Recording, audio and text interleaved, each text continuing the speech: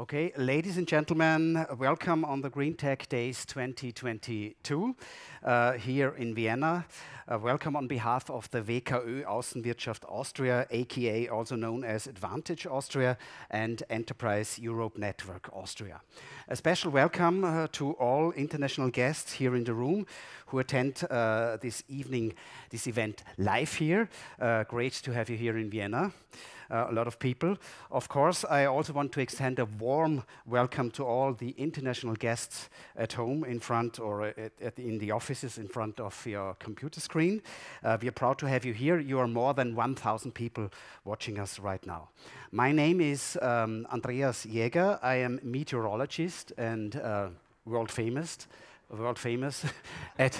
at least in Austria, but I'm proud to host this morning. I can tell you so far we were lucky this year in Austria. We really had an extremely dry winter. We had an extremely dry beginning of spring, and then in the last 2 or 3 weeks we had some rain, not too much. Summer is still to come. And you know, drought and flood is always a big issue. You know that climate change is a globally issue. Think about the wildfires last year we had, for example, in British Columbia. We had about a new temperature record also there, about 49.6 degrees, unbelievable. Think about the wildfire we had in Russia, in Yakutian, where an area burned at the size of Switzerland. You have to imagine this is really big. And at the same time, and this is the famous Rossby wave, I can tell you as a meteorologist, at the same time we had the wildfires and we had drought. We had flood. We had flood in Germany, in the Ahrtal, billions of euros damage, and we had a big flood in central China also. And now this year is starting with the ongoing heat wave in India. So it's a big issue, climate change. We all know we have to act, we have to develop, and we have to provide solutions. And therefore, the Advantage Austria and Enterprise Europe Network Austria initiated this GreenTech Days 2022.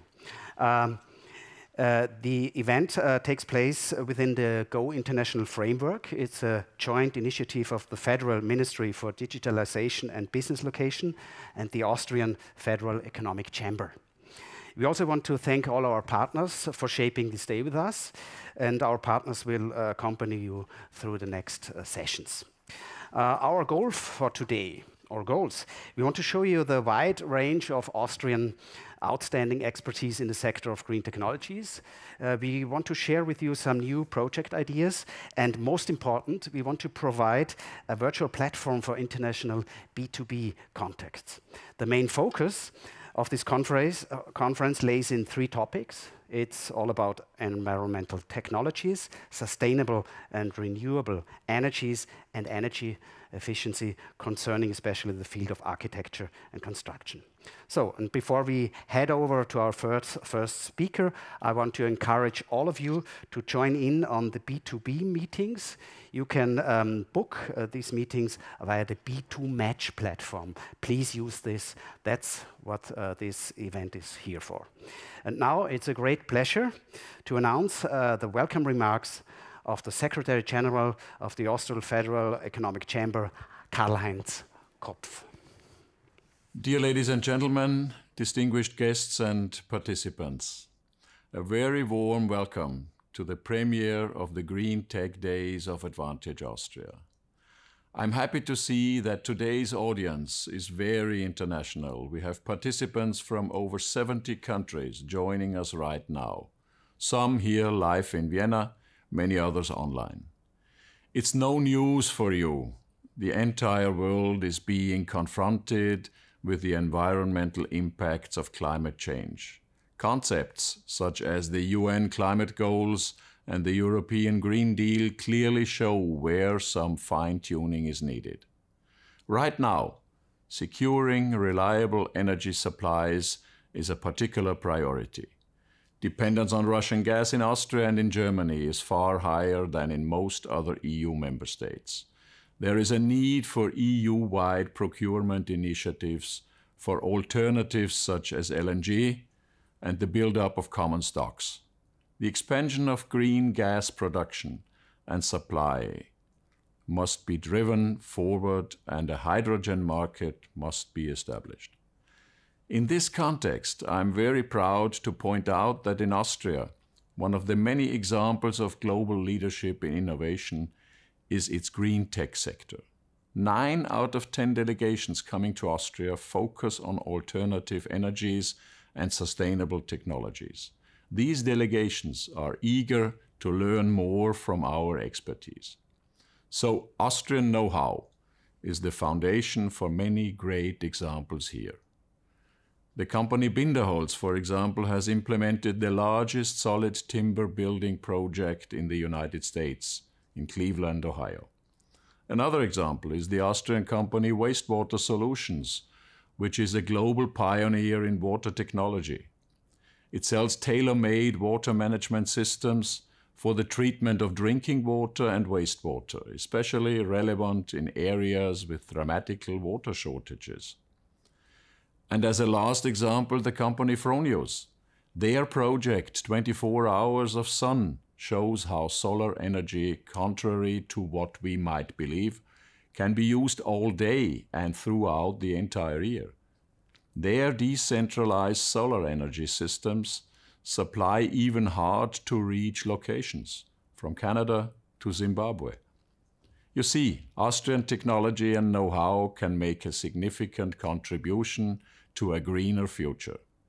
I'm totally convinced that green technologies are an essential, if not the most essential building block for a livable and prosperous future. To sum it up in a nutshell, needless to say, the implementation of green tech solutions will require new and large investments. But personally, I believe it's definitely the better decision to spend billions on innovation than trillions on emission costs. With this in mind, I wish you a fruitful and inspiring exchange. And don't forget, Austria is now home to several leading global green tech companies. So use the opportunity and connect with our hidden champions, who we are so proud of. I wish you all the best. Enjoy our very first GreenTech Days. Many thanks to Secretary General Kopf. And now let's move over to the opening plenary session with 2 high-level experts and decision makers from the 2 main organizers of today's event. Please, ladies and gentlemen, give a big round of applause for Mariana Kühnel, Deputy Secretary General of the Austrian Federal Economic Chamber, and for Michael Estal, Secretary General of the Austrian Federal Ministry for Digital and Economic Affairs. A big applause.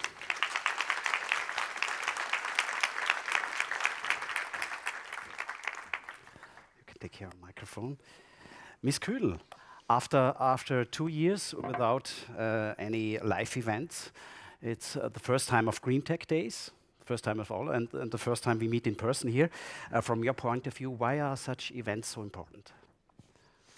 A warm welcome and good morning from my side as well. I think we are all happy that we finally be able to meet again. I think digitalization can compensate a lot, but it cannot compensate empathy, and empathy only exists if people get in real contact with each other. And this is our job as Advantage Austria and as Enterprise Europe Network, to connect, and as you mentioned already, especially the B2B platform, really connect with new business partners. But why is this topic so important? For me, it's connected with 3 words. It's must, it's can, and it's have to. And the must is we need to change the way of doing business and change the way of using energy. I think this is what the crisis in the Ukraine and Russia shows us. I think we need to ask our question, do we want to change the business? And I think there our goal is, of course, to leave a livable planet, and so we need to take care altogether of this planet, because normally you have a plan B, but with our planet there is no plan B. And the third question you always need to ask is, can we? And this is what our Secretary General mentioned already. Yes, we can. Because Austrian businesses are worldwide known for quality made in Austria and innovation made in Austria can be part of this solution. And no matter if it's hydrogen or e-fuels, we are worldwide known, and this is what we try here, to connect, to enable future businesses, further businesses, and then spread our technology worldwide. And this is what we have in the program as well with the Lookout, with our new broadcast, let's put it that way, where our offices of Advantage Austria can broadcast all technologies that are made in Austria to the world. And this is what we try to connect and to enable business for our businesses in Austria. Mrs. Kühnel, thank you very much for your insight. Mr. Estal, Ms. Kühnel already mentioned the Austrian foreign strategy, trade strategy. What strategic goals is the federal ministry pursuing here? Wonderful, good morning. What is our strategic goals? We want to be the best in the GreenTech sector. I think we had, Mariana already mentioned this, a lot of crises to handle. We have the COVID crisis, we have the Ukraine crisis, we have the climate change crisis, and so on. And the last years, they were pretty tough. They were pretty tough and hard for everybody, for the companies, for the entrepreneurs, for the members in the ministry, for my colleagues. And especially the COVID crisis shows us that we can handle this. And I'm very often thought of Winston Churchill. He said, "Don't waste a good crisis." And that was my motivation. And I always motivate my team. We can do it. We can change this. And we have two big transitions, the digital transition and the climate transition. And these are the two sides of a coin, from my point of view. Absolutely. And we have the solution in Austria. And what we do as a ministry, we launched a very huge program. Think about the investment premium. It was 7.8 billion euros. And we support especially the digital sector and the GreenTech sector. And what we are doing now, today we launch a next program. It is SME Digital. We doubled the support, the money with 10 millions. And so for us, it's very important to work very close with the Chamber of Commerce. And I think when we are in a good team, when we work together for our goal to build a GreenTech hub in Austria, I think we are very, very good on that. Thank you, Mr. Estal. Yes, you heard, Ms. Kühnel, we want to be the best, so we need a little bit of help. Lately, you have been nominated for EN Ambassador of the Enterprise Europe Network. How can this network support us, our companies? I think this is in our gene to support our companies, no matter with what service. Advantage Austria is one part of it, where we try to be the bridge builder for further businesses worldwide with our 70 offices all over the world, 70 countries, more than 100 offices. And Enterprise Europe is a service and a bridge builder as well between companies throughout Europe. What we try with Enterprise Europe, and we are proud that we are the one single point of contact within Austria on behalf of the government, we try to, on the one hand, get Austrian companies innovation funds, for example, with Horizon Europe, the huge fund on the European level, create contacts for new businesses. We provide and connect the expertise, the contacts, and are organizing events to give you the possibility to connect them even further, and all with the goal of growth and expansion through the European Union.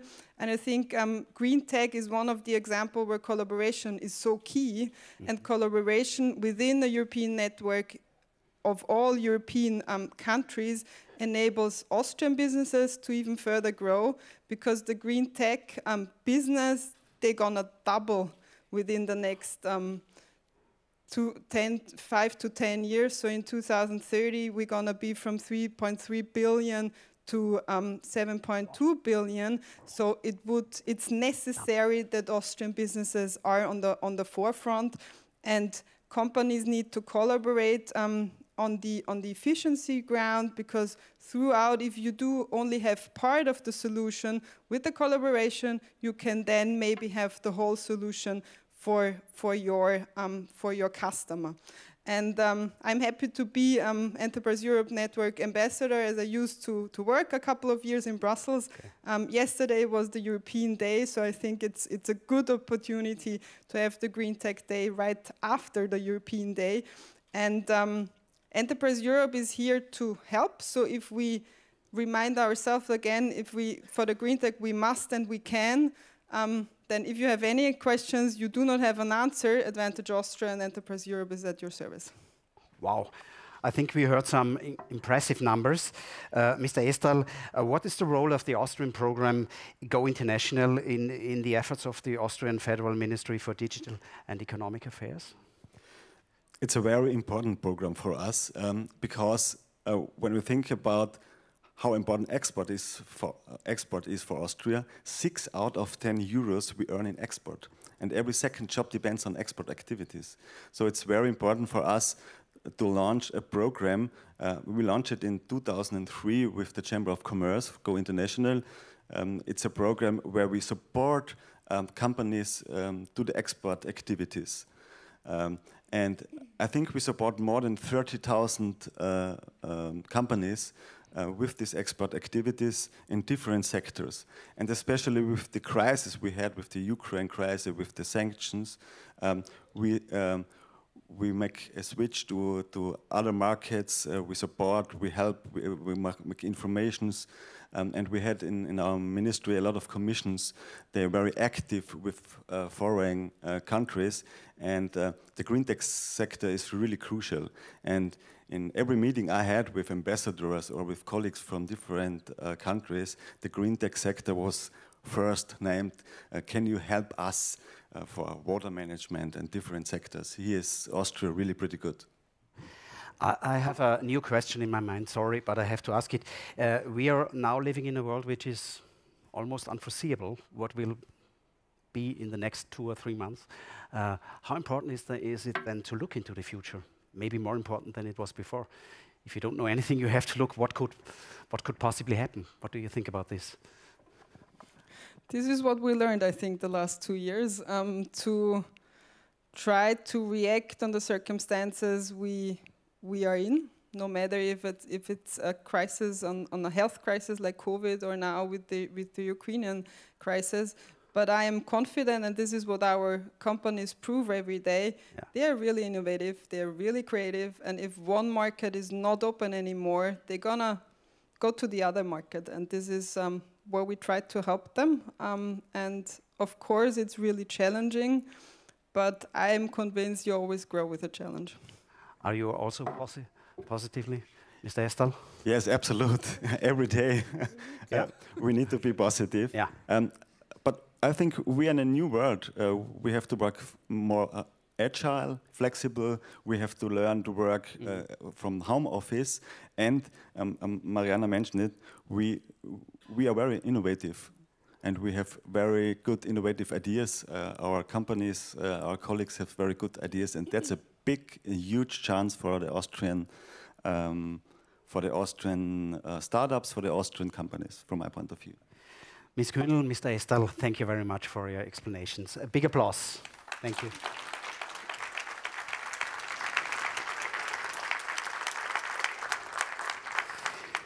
Yeah, there's a saying in Austria, maybe all over the world, but there's a saying, predictions are difficult, especially when they concern the future. Nevertheless, however, we want to take a look into the future of green technology. What are the trends? What are the opportunities and challenges of the sector? we have to anticipate.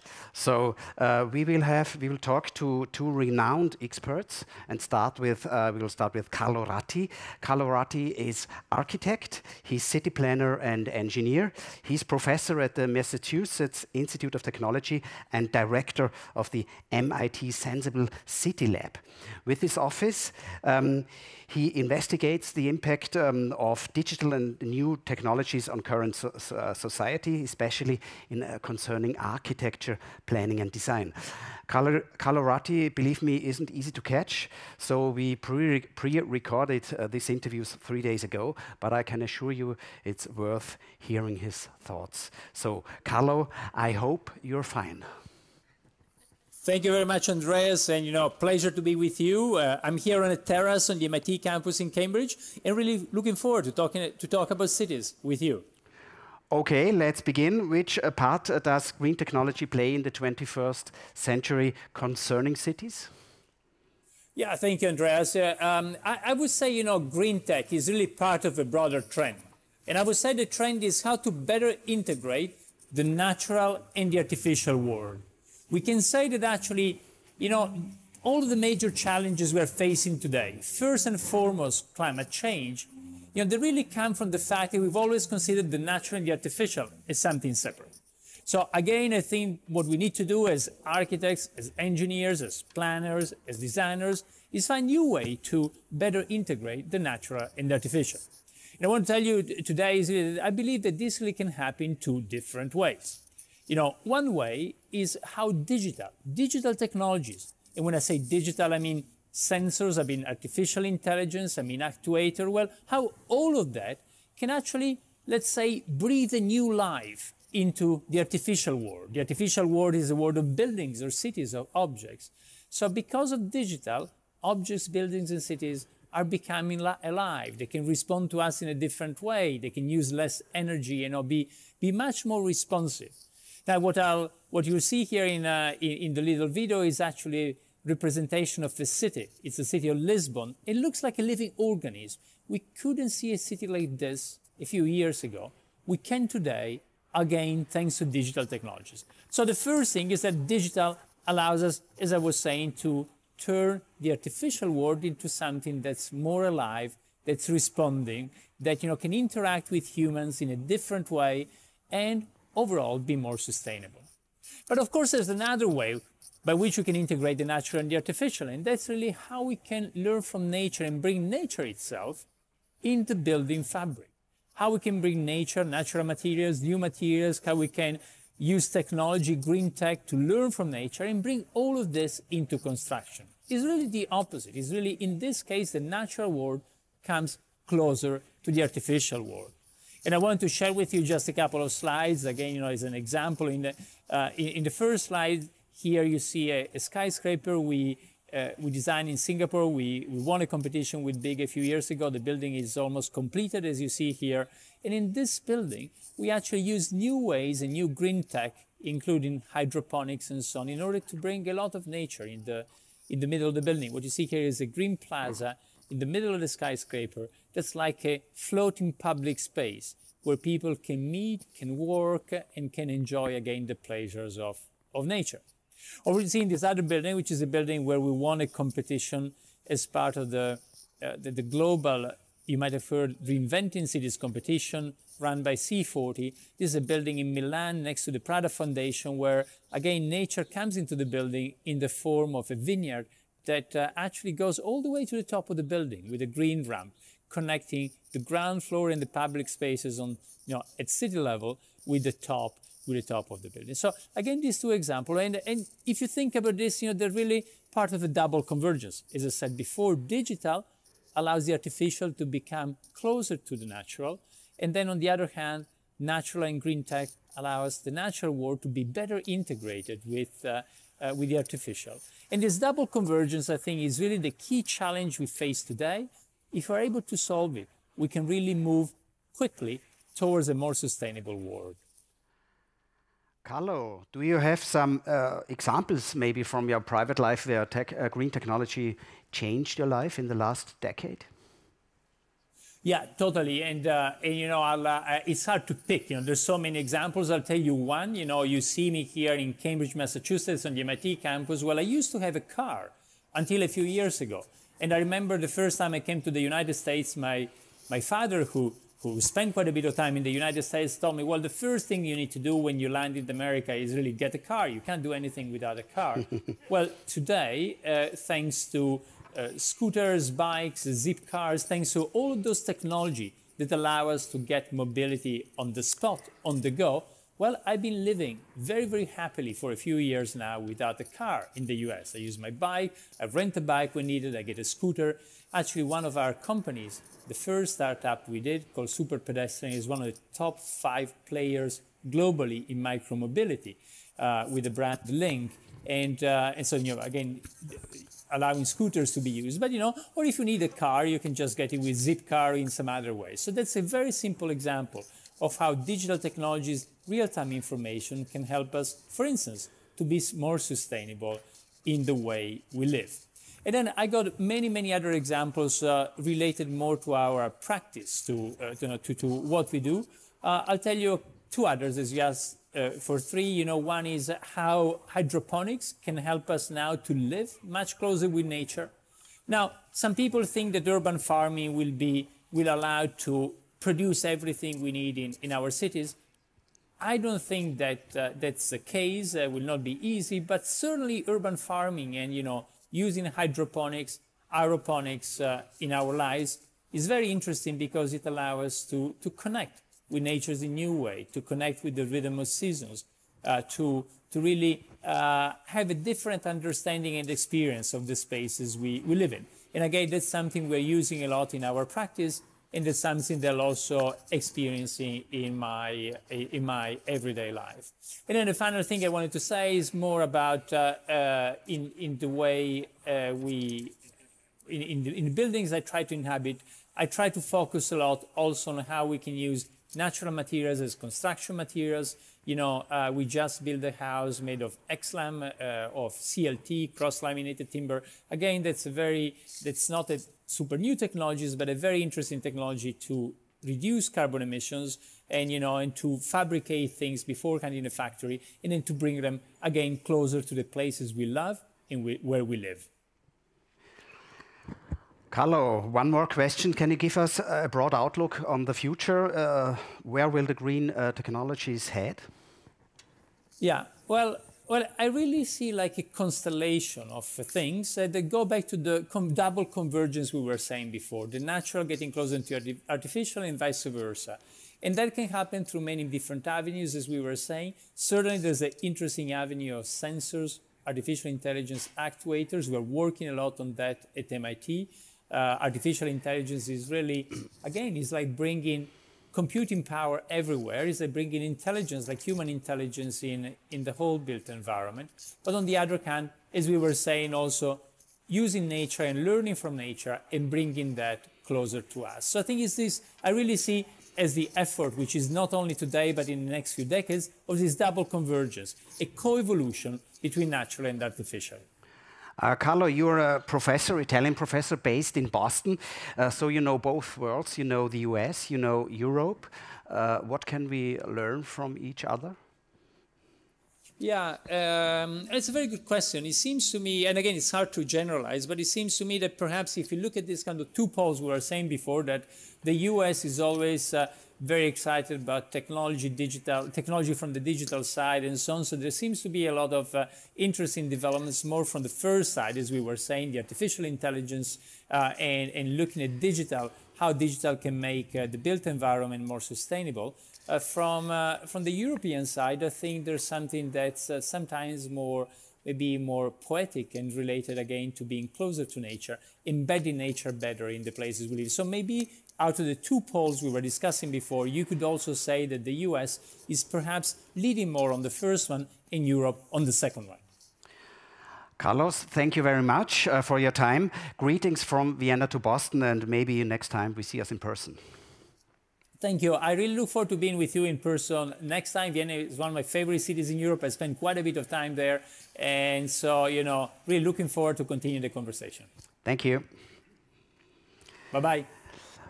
So now we turn back live on stage here in Vienna. We will have on stage Ms. Lubomila Jordanova. Ms. Jordanova is currently one of the most influential persons in the European green tech landscape. Originally, she was based in the London investment scene. Then she switched over to the Berlin startup scene 2017, and when she founded the company Plenary. This company supports other companies in calculating and reducing their CO2 emissions. She is also founder of GreenTech Alliance, a platform to connect stakeholders and green tech companies to fight together against the climate crisis. Please, ladies and gentlemen, give a warm welcome, a round of applause for Lubomila Jordanova. Ms. Jordanova, please come to my side. Oh, no, you want... Oh, sorry. Sorry, I did a bad thing because you have a presentation. I do indeed. So this was your side. But before you go to the other side, I have a question for you. You can stay and then you would like the questions first or presentation later or presentation first, and you can choose. You can have one presentation now and one question now and the presentation and then a question. So we have different, you know, you have to be flexible. We have to be flexible. First question to you. As a role of the founder of GreenTech Alliance, as I said, what defines for you a green tech company? Maybe it's useful for the audience to give context about the GreenTech Alliance. It's a consortium of more than 2,000 companies, all addressing different challenges related to climate change using technology. We select these companies off the basis of science. There's a scientific methodology that we developed before we kicked off to make sure that there's really a lot of understanding about issues like greenwashing, deep understanding of science, and of course, how to scale technology. What defines a green tech company is really a company that is defining and creating economic value, but with the planet and our society in mind. These things at the moment, unfortunately, are decoupled because our economy is based on KPIs that do not include our planet, the cost for natural resources, as well as also all of the transportation that is involved in creating certain goods or consuming certain goods. We make sure that these two things are brought together, and that is for us also the definition of our members. Very interesting. Now, we know that green tech startups are shaping this sector a lot, but what can, let's say, old school companies do, or companies who work in the green tech sectors for maybe centuries or years, what can they do? The truth is that no technological innovation is going to be useful if it's not applied at scale at industry. So businesses have a big part to play in order for any idea, any innovation to be implemented. At the moment, there's a big discrepancy between what industry, what big businesses do, and what is out there available as ideas, as also really powerful concepts that can really fast shift and transform our economy to be more sustainable. Okay, Ms. Jordanova, we are looking forward to your presentation. A bigger round of applause for her. So,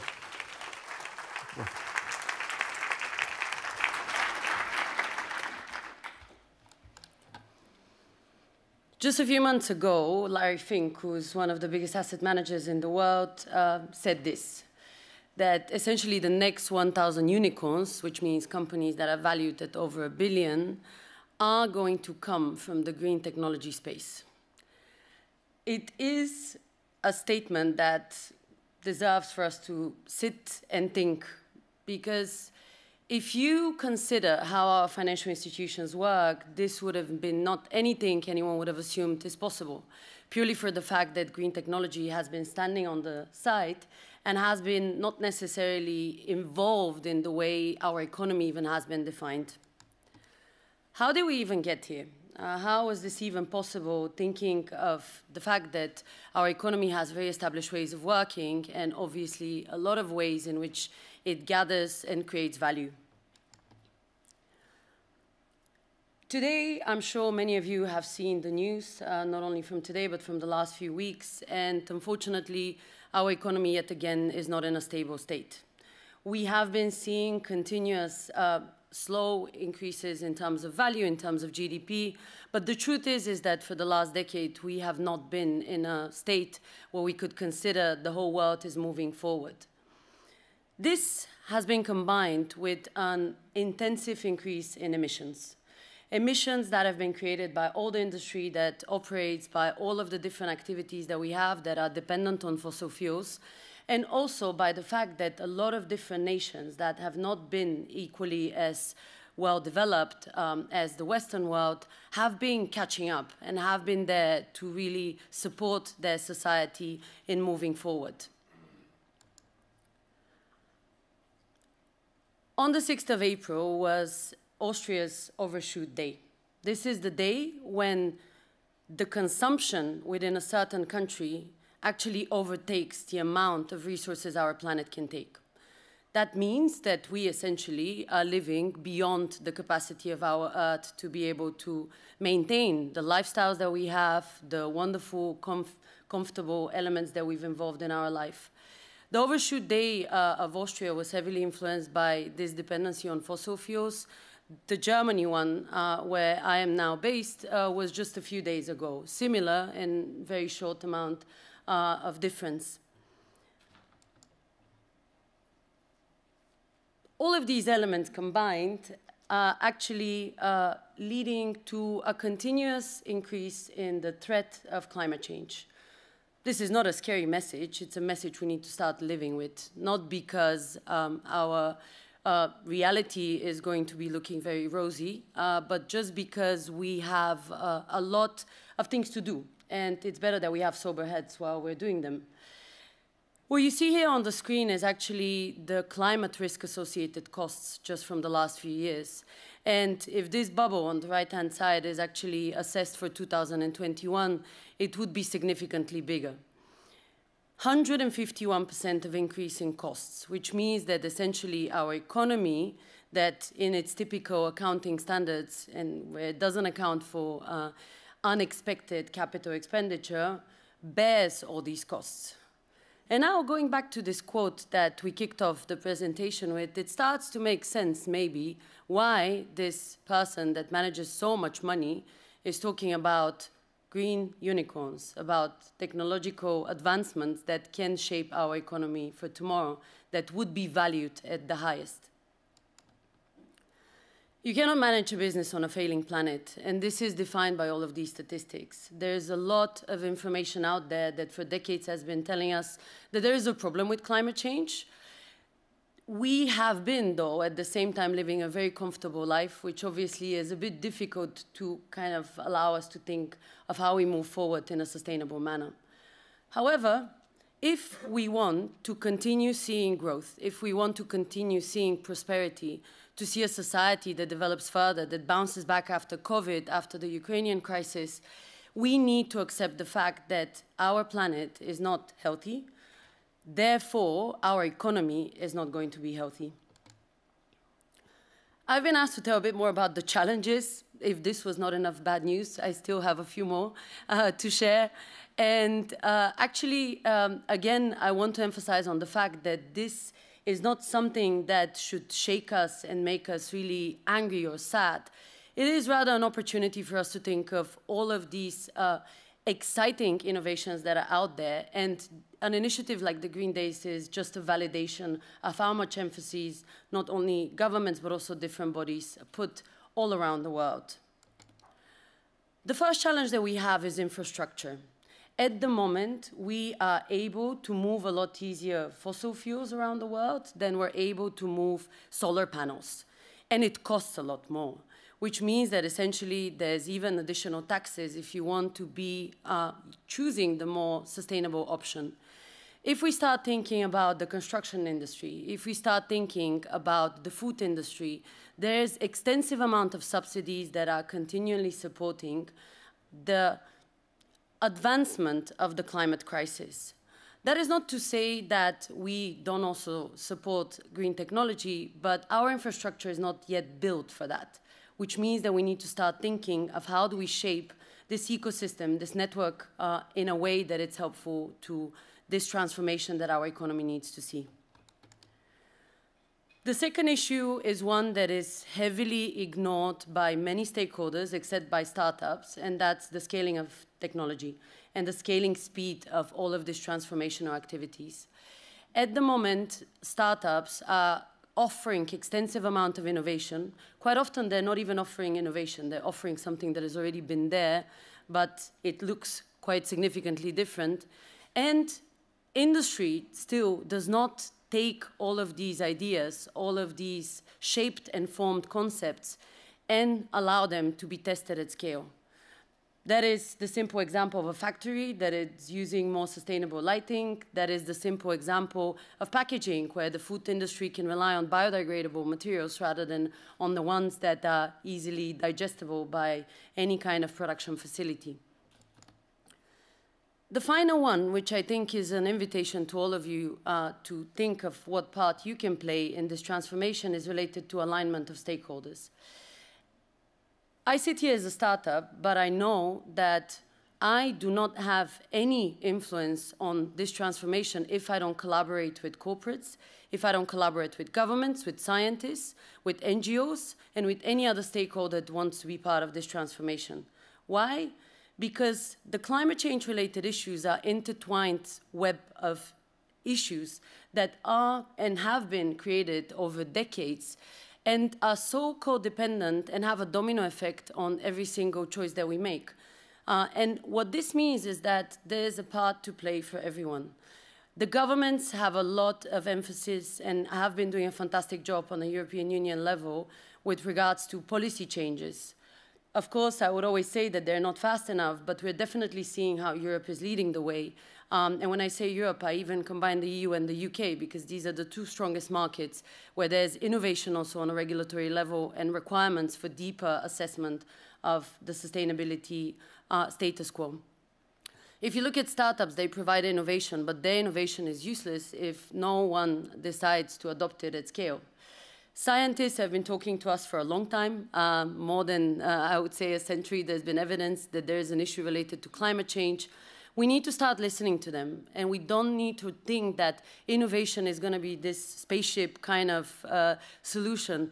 Actually, it is sitting in research papers that we just have not decided to use to implement at scale. And then finally, corporates, the stakeholder that I work with the most, is incredibly powerful. The sheer amount of people that they move, the sheer amount of capital that they can influence, allows them really to start testing, to be the factory for innovation, using all the scientific, using all the different type of innovation that is out there. Obviously finishing on the positive note, because I truly believe that there is a lot of opportunity in this transformation of the economy. And also for those that are maybe cynical only to think of the economic value of it, there's a lot of money to be made. Yes, I want to say this because I think there's a paradigm of thinking that sustainability is costly and sustainability is not going to be able to bring the prosperity that we're all looking for. Actually, it is not true. How one can prepare for themselves and be at the forefront of this prosperity development is by educating themselves. What we've seen with our work at Plenary and in the GreenTech Alliance is that there's a lot of gaps in knowledge about the basics related to sustainability. What is Scope 1, 2, and 3? What is actually the role of water in the whole assessment of the health of our planet? How can we talk about carbon outside this whole concept of trees and so on? All of these little concepts that might seem quite trivial for many of you are not actually trivial for others. And bringing everyone to a certain level of education can allow us really to move forward together, which at the moment is not the speed which I would say many of us here probably would want to see. Set the basics right. What this means is that we need to start speaking the same language. I work in carbon accounting, ESG assessment, ESG improvement for many businesses, and we still see extensive unintended greenwashing. Greenwashing is this concept of doing something sustainable, but actually applying yourself with a marketing scheme towards the topic. Not everyone does it on purpose, but for the cases when it's not done on purpose or done on purpose, the outcome is the same. Our planet is not benefiting, our economy is not benefiting. We need to make sure that whenever we see these kinds of acts, we speak out. And we also allow for our governmental systems to really penalize these kinds of actions, because otherwise we're fooling ourselves that there is a lot of prosperity that we can achieve. And then the final and most important bit is that we need to start coupling the concept of economy and climate change. Climate risk is financial risk. It is going to cost us a lot if we don't start investing in sustainability. It is going to be, on one hand, the climate risk associated costs that I mentioned earlier. It is going to be a lot of human loss because infrastructure that is destroyed that we didn't anticipate would be so. It is also the fact that our cities are not prepared for all the flooding, the droughts, and all the different changes that are going to happen. We need to start talking about GDP combined with all of these different elements and metrics that are allowing us to understand the true cost for our economy going forward if we don't take into account climate change. Thank you so much.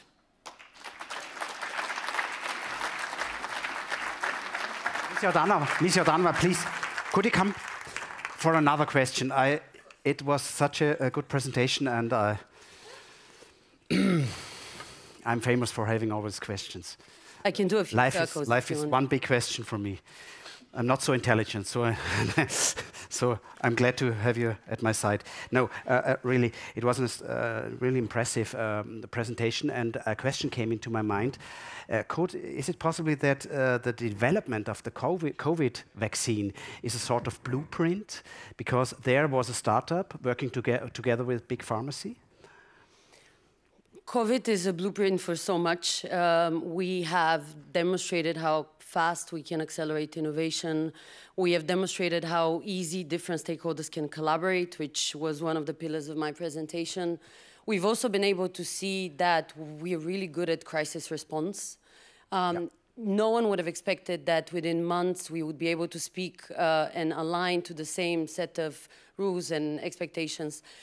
The vaccine is maybe one anecdote. I think it is definitely one to use. For me, the bigger learning from COVID is that we should expect more viruses and more of these kinds of events if we don't start acting on climate change. Because without going into any maybe details about this, there is an element of ecosystem disruption that we are ignoring, where we enter in certain places around the world where we should not be, where we deal with certain species in a certain way that we should not be. So I think this is maybe the biggest learning of it all. Ms. Jordanova, thank you very much. A big round of applause. Thank you for being with us. So, next topic, we want to analyze a little bit green tech trends all over the world. And for this behalf, I want to give a warm welcome to Michael Otter, the director of Advantage Austria. Mr. Otter, please. A big applause. As I said, the main question is about what are the international challenges and the opportunities for the sector. So you're well known. The Advantage Austria is well known as the trade promotion organization of the Austrian Federal Economic Chamber. And why is green tech so important for you in your network? Well, as you all know, we have been working abroad for a long time, and my offices, they work abroad for a long time. And when we talk about Austria, when people talk about Austria, they first think about music. People think about our historic buildings. And if it comes closer, people think about our nature, the beautiful nature in Austria and in Europe. What people don't know on the first conversations you have with them, they don't know about this, that Austria is one of the world market leaders in the field of green technologies, that Austrian companies, we have hundreds of Austrian companies, and it was mentioned from startups to big companies, who have innovative solutions in the field of green tech. And this comes from all parts of green tech. We talk about water technologies, air technologies, soil technologies, waste to, of course, energy, renewable energy solutions. So this is one part. We talk about the competencies of Austria. But what's even more important, I think, is the network. You briefly mentioned Advantage Austria, the Federal Economic Chamber. We have around 100 offices around the world. And what they do on a daily basis, because green tech is such an important factor, while they work with local governments, they work with local companies, they work with local also NGOs. to talk about green tech challenges, to talk about green tech solutions, to develop partnerships in green tech solutions. So combined network and core competencies of Austria. And I think it was really interesting because our second keynote speaker mentioned it. It's important to connect people, to build a platform. And I think what we do today with this GreenTech Day, with these core competencies Austria, worldwide network, bringing together companies, peoples, NGOs, networks. Well, this is the core of this event, and that's why we focus on it. Mm-hmm. Mr. Otter, among other issues, your network from Advantage Austria has focused a lot these days on green tech. What exactly does this look like, this focus? Well, the most important is the GreenTech Day like we do today, bringing together people, startups, NGOs. I just mentioned it. And secondly, of course, we try to push this agenda. Well, here in Austria, well, there's of course a foreign trade strategy where GreenTech is a very important part of our strategy. We try to be present at trade shows. We try to organize trade missions. We organize with our partners, with our worldwide partners, incoming missions where we bring all, again, from politics to startups here into Austria so they can see Austria. And nowadays we have 9 out of 10 trade missions are in the field of green tech. So it shows the core competencies of Austria. But I think what we want to do now is have a look at some of these trends, of some of this network we have all over the world. We're going to have a worldwide look. Thank you very much, Mr. Otter. Big applause for Mr. Otter, the director of Advantage Austria. Thank you. As already said, we're going to take a journey around the world to talk to some Austrian trade commissioners, as we said, in Europe, in Asia, in America, wherever you want. And the journey will begin in Berlin. Let's hope we are connected with Michael Scherz in Berlin. Mr. Scherz, can you hear me? Oh! Good morning. I can hear you very well. Good morning. How is the weather in Berlin? How is it going? It's splendid weather today, blue sky and about 20 degrees. About 20 degrees. I guess we have 2 degrees more, but the rest is the same. Thank you. So good weather in Berlin. Mr. Scherz, the new German government has an ambitious program. They want to replace coal and gas by environmentally friendly technologies. They have to replace also atomic power energy. So what's the exact plan, and will it satisfy the demand for energy of Germany? Yes, as you know, the new German government came into power in December last year with a very ambitious plan to reorganize the German economy, the German society. Everything more or less should become sustainable and get away from these old energies. The plan was to get out of nuclear power by the end of this year. At the moment, there are 3 nuclear power plants still running. The next step should be to get out of coal by latest 2030, if possible earlier. This alone, getting out of coal, costs the German government, the federal government, and the 3 involved states, North Rhine-Westphalia, Sachsen and Sachsen-Anhalt, about 90 billion euro. And at the same time, all these energy sources should be replaced by wind energy, solar energy, and hydrogen. This was the plan. And then there was the plan of the European Union, and whatever plan they are, the Germans are convinced to be the first one and would like to implement the most ambitious goals that they have defined. But now then there came the 24th of February, and Russia invaded the Ukraine, and that day changed this country, the politics of this country completely, not only in foreign and security policy, but also in energy, because Germany is at the moment importing about 41% of gas from Russia of the whole gas imports of the country. Oil is about 12%. And for the German industry, a complete stop, for example, of gas imports from Russia would be a disaster, must say so. especially in the chemical industry, pharmaceutical industry. You cannot stop the machines there, the productions, and say, now we wait a little bit and then we're going to restart everything when we have gas again. So this has a very big implications on the German economy. We will see now there are certain experts that say actually the whole coalition agreement should be renegotiated under this new perspective of this pressure coming from the situation in the Ukraine. We will see. For the moment, the government sticks to the very ambitious plans. They have decided, as you could follow on a European level, that there will be a kind of bridging technology to get there. For Germany, it would have been gas. It should be gas. For France, for example, atomic nuclear power. And but it remains to be seen for the moment. The government here is willing to implement the ambitious goals and at the same time to make sure the dependency from Russia will decrease. So there are big challenges for Germany. How can Austrian companies possibly help?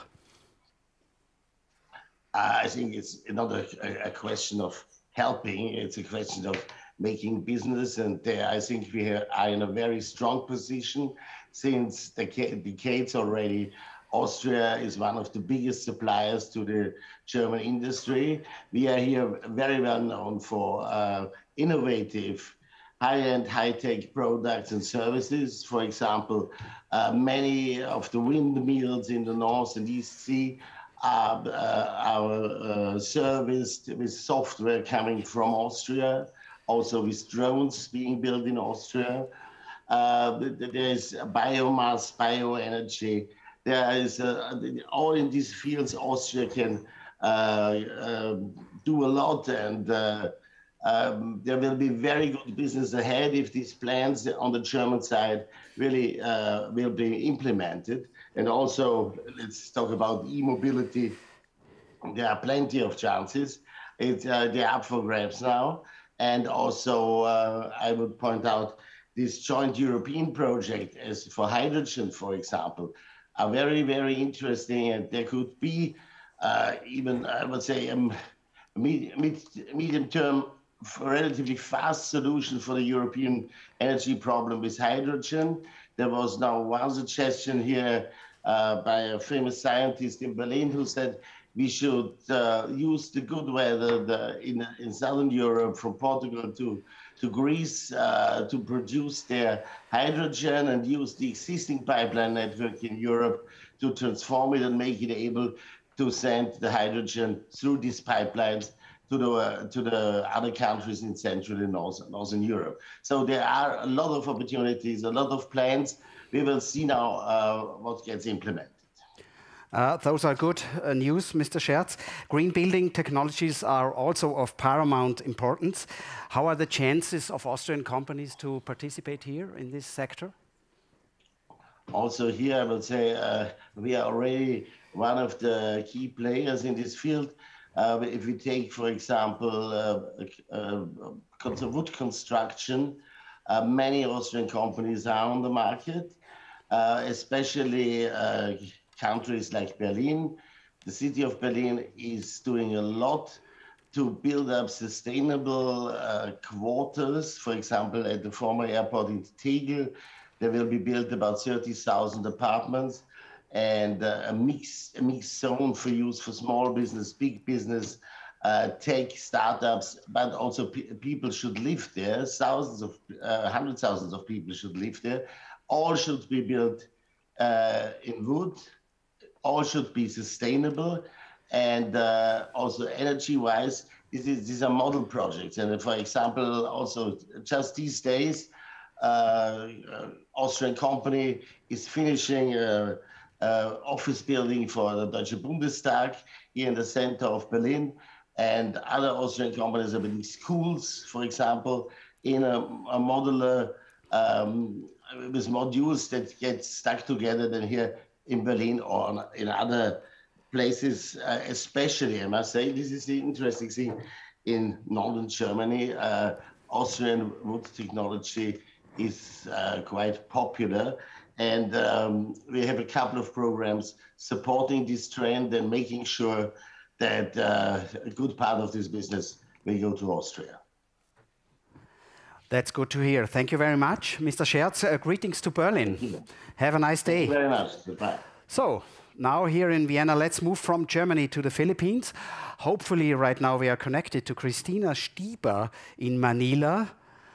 Can you hear me? She can. Ah, here she is. Here she is. I can hear you loud and clear. Hello. How are you, Miss Stieber? It's hot. It's hot. Summer in the Philippines. It's hot. How many degrees? We have about 22, more than Berlin.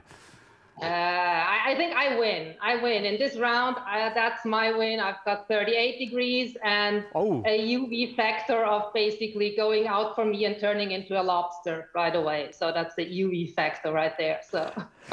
Ms. Stieber, in Southeast Asia, this area has big challenges in waste management and water supply. What is the situation like, and what are the business opportunities for Austrian exporters?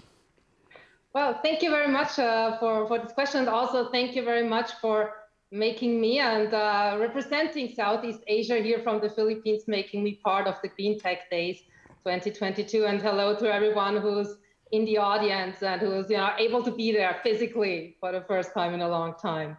Well, when it comes to Southeast Asia, and you probably know that the country or this region here has more than 600 million inhabitants, and it's also a region that is highly affected by climate change.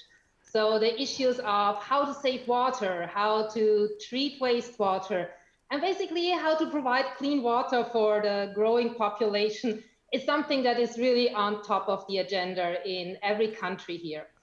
Well, obviously with Singapore being part of Southeast Asia, we have a bit of an outlier, especially when it comes to water treatment, because Singapore is able to recycle basically every drop of wastewater and rainwater there is. The situation in other countries in Indonesia might be a bit different. So Indonesia is facing a lot of challenging in terms of wastewater treatment. You probably might know that some of the most polluted rivers in the world, they can be found in Indonesia. The situation is similar also in the Philippines and Vietnam, where you basically face the challenge of how to provide clean access or access to clean water, to clean drinking water to millions of people. So all kind of technologies and products that support that, provide these solutions are certainly in high demand here in the region, in the countries here. When it comes to waste, and you also mentioned that briefly, I'll go back to my statement at the beginning where I said it's a region where the population is growing, where the population is also getting richer over the last decades. So with a growing population, more affluent, you obviously also get more waste. And here, the main challenge is what to do with that. So far, most of it is not being separated, at least not separated efficiently. Most of it ends up in landfills, legally or also illegally. And this is obviously an unsustainable solution and environmentally disastrous. So the buzzwords when it comes to waste and waste management here in the region, and also buzzwords that are certainly interesting for the companies that are interested in this region here, are waste to energy, incineration. So there are Thailand, for example, they're using for new methods, more technologically advanced methods of incineration. It's also plastic waste, how to deal with plastic waste, how to avoid plastic waste, and how basically, if you have it, what to do with it. So these are really the buzzwords here that you need to remember. And when you deal with that, when you know that you have solutions that are technologically advanced, but also solutions that are made for the market. So it's good to have a solution that is basically a Ferrari, but in the Philippines, you might not need a Ferrari. In the Philippines, you might need an MAN truck to get that solution to work. So just also keep that in mind, that here you have countries that are not on the level or technological level yet that we know from Europe. Okay, I understand it was all about now about waste and about water. What's about energy production from renewable energy sources, and which technologies from Austria are needed here? That's a very good question, because it's something that is coming up increasingly here. On one hand, the Philippines, for example, I can talk about the Philippines more since it's my home or guest country here. The Philippines were very vocal in the last COP26, and the Philippines also said we will stop relying so heavily on fossil fuels.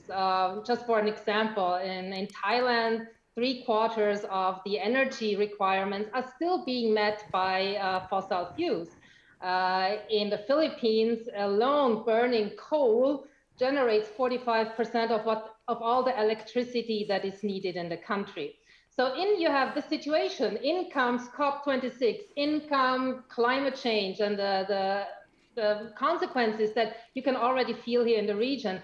And then countries like Malaysia and also the Philippines, they say, okay, we have to have more ambitious goals. We need to change our energy mix. And Malaysia, for example, they said we will have 40% of our energy coming from renewable sources by 2035. And the Philippines just basically topped that and said, well, we can do 40% or we can do 50% and let's make that 2040.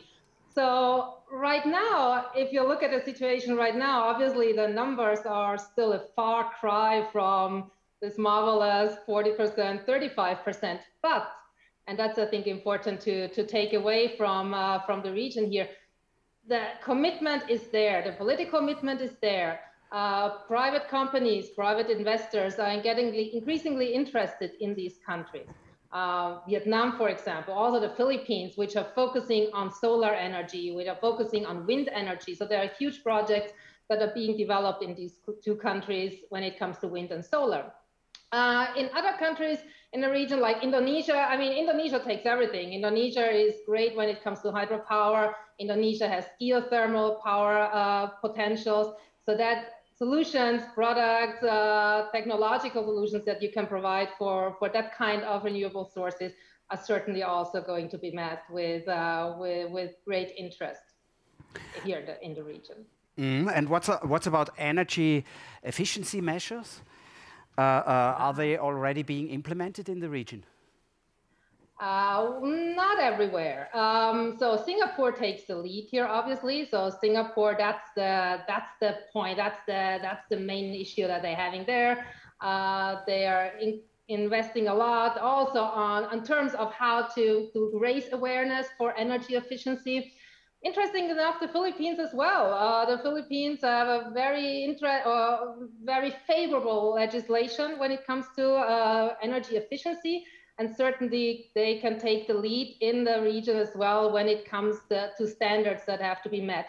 In other countries, in Thailand, Malaysia, also Indonesia and Vietnam, it's not so much an issue yet, but it's certainly something that is going to change. And it's going to change by energy, more need for energy, which cannot be simply met by increasing production, but where you basically have to have the solution of being more energy efficient. Ms. Stieber, thank you very much for this terribly interesting insight. Yeah, goodbye. Have a nice morning. A nice morning, I guess, in Manila. No, it's evening. I'm going. No, it's evening. Evening. It's evening. It's yeah. Okay. We're ahead of you. Yeah, we are already almost in the tomorrow. When you go to bed, we're in tomorrow. That's horrible. Okay. Take care, everyone. I never crossed this line. Okay. Goodbye. Goodbye. Stay safe, everyone. Thank you. It was the wrong direction. Okay. As a meteorologist, I should know how the Earth turns, but sometimes I forget. So now let's take. That's what I know. Now let's take a plane from Manila and fly far north to Beijing and visit Manuela Sandler. Miss Sandler, how is it going? Can you hear us? Oh, here she is. Yes, I can hear you loud and clear. Thank you. All well here in Beijing. Oh, I'm so, I always wonder a lot. So how exciting is it to live in Beijing these days? It is very exciting, but not as easy at the moment. As you might know, we have some COVID cases, and China is still sticking to its zero COVID policy. So Currently, we're just a few people in the office because the majority is in home office, but we do hope that at some point China will also open up. But yeah, we'll see. Hopefully, hopefully. China is, by the way, the biggest CO2 emitter of the world, but however, the nation has really a strong goal of becoming CO2 neutral in 2060. They want to have the highest peak at 2030, and then it should go down. How fast and serious are the sustainable goals taken in China? Well, we can absolutely observe and trend that they are trying to achieve those ambitious goals by simply already in everyday life. For example, the improved air quality we have here in Beijing, there's still this image of this smoggy city, which is not completely true anymore. And also the number of electronic cars one encounters here on the streets compared to Europe. So the number here is a lot higher. While China mainly has been focusing on exports and manufacturing in recent decades, becoming the economic powerhouse it is today, this fast-paced economic growth came at significant ecological cost. And China suffered severe environmental degradation because of its over-reliance on highly polluting cheap energy sources to fuel its manufacturing economy. So China's climate pledge was not simply just a result of the mounting external pressure, but also because the country is facing more and more extreme weather conditions within its borders. So decarbonization is an imperative for China, and local government authorities, as well as Chinese companies, also subsidiaries of foreign companies, will be forced to address it. The main challenges that China is facing in achieving its 3060 goals will be the reduction of its industrial dependence on cheap energy while maintaining energy security. We simply have to recall the power crunches that happened last year in autumn in certain regions in China, because currently it is still very reliant on coal power, and renewables only make up a small part, even though there are big wind and solar projects happening in the west of the country. And China's success in achieving those ambitious goals will also depend on its ability to leverage as much expertise as possible.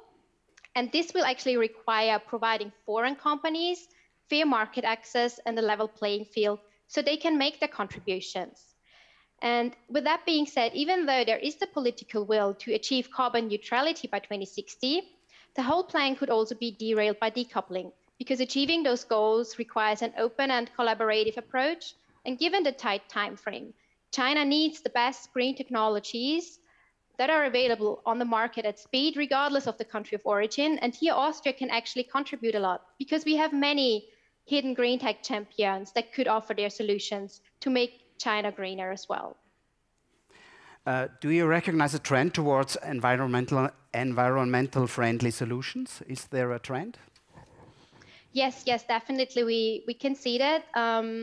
As already mentioned, in the energy sector, they're trying to building more renewable energies. We also see it in different sectors. For example, it's not just energies. It's also considering the amount of people that lives in China and the amount of waste that is created every single day. So also waste treatment, waste recycling, sorting, water treatment. This all plays an important role. And we know that China always follows very strictly its plans and strategies. We still see it every day with the zero COVID policy. We also expect that they will implement strict measures to achieve their carbon neutrality by 2060. And especially heavy polluting industries, which are their key industries, like steel, cement, glass, or aluminium. They will be required to modernize, to reduce their emissions, to become more energy efficient and be more sustainable. And that's where we also see good opportunities for Austrian companies to offer their solutions. Are there already Austrian best practice examples in China in this field? Yes, definitely. Through the different sectors, it could be hydropower plants from Austria, waste and water treatment solutions. But for example, let's talk about the building sector. The building sector also needs improvement a lot, because China makes up 16% of global energy used in buildings. And Austrian passive house offers or sustainable materials or wooden constructions are in high demand. For example, the largest timber construction in Asia, the Tianfu Agricultural Expo in Sichuan, was built with timber components from Austria. Or the first certified passive house in China was also built with Austrian know-how. So we can indeed say that Austria is everywhere, and we hope this will be true for many green tech projects to come in the future. Actually, our colleagues in Guangzhou, they're often organizing field trips or delegation visits to provinces in the south where those key industries are located that need to modernize. And my colleague Birgit Moore and myself, we will be also available for B2B meetings tomorrow, or if any questions arise, you can always shoot us a message to our offices in China, and we are happy to support. Thank you very much, Ms. Sandler, for your insight to this really big market. Have a nice time in China. Thank you. Good All luck. the best to Vienna too, and to everyone who's connected online. And I'm looking forward where you're taking us next to now. Greetings to China and good luck with COVID. Thank you. Okay, we have to move on. We are starting now in Beijing. We go to the west, we cross the Pacific Ocean and visit now Volker Ammann in Los Angeles, California. Mr. Ammann, here in Vienna, it's 10 o'clock in the morning. How late is it in Los Angeles? We passed 1 o'clock California time. That means, in fact, it's early morning. Therefore, good morning from Los Angeles. I'm glad to be with you. Mr. Ammann, we are glad to have you here. Let's go straight into detail. How will the US realize its ambitious goals on carbon neutrality by about 2050? And how important is, as part of the solution, is hydrogen? Thank you, Mr. Jäger, for your question. Now, the obvious answer, this must be a mix of all renewable energy tools that are out there. Solar, wind, biogas usage, green building materials, state-of-the-art planning, and new storage and transport systems like hydrogen, to name just a few.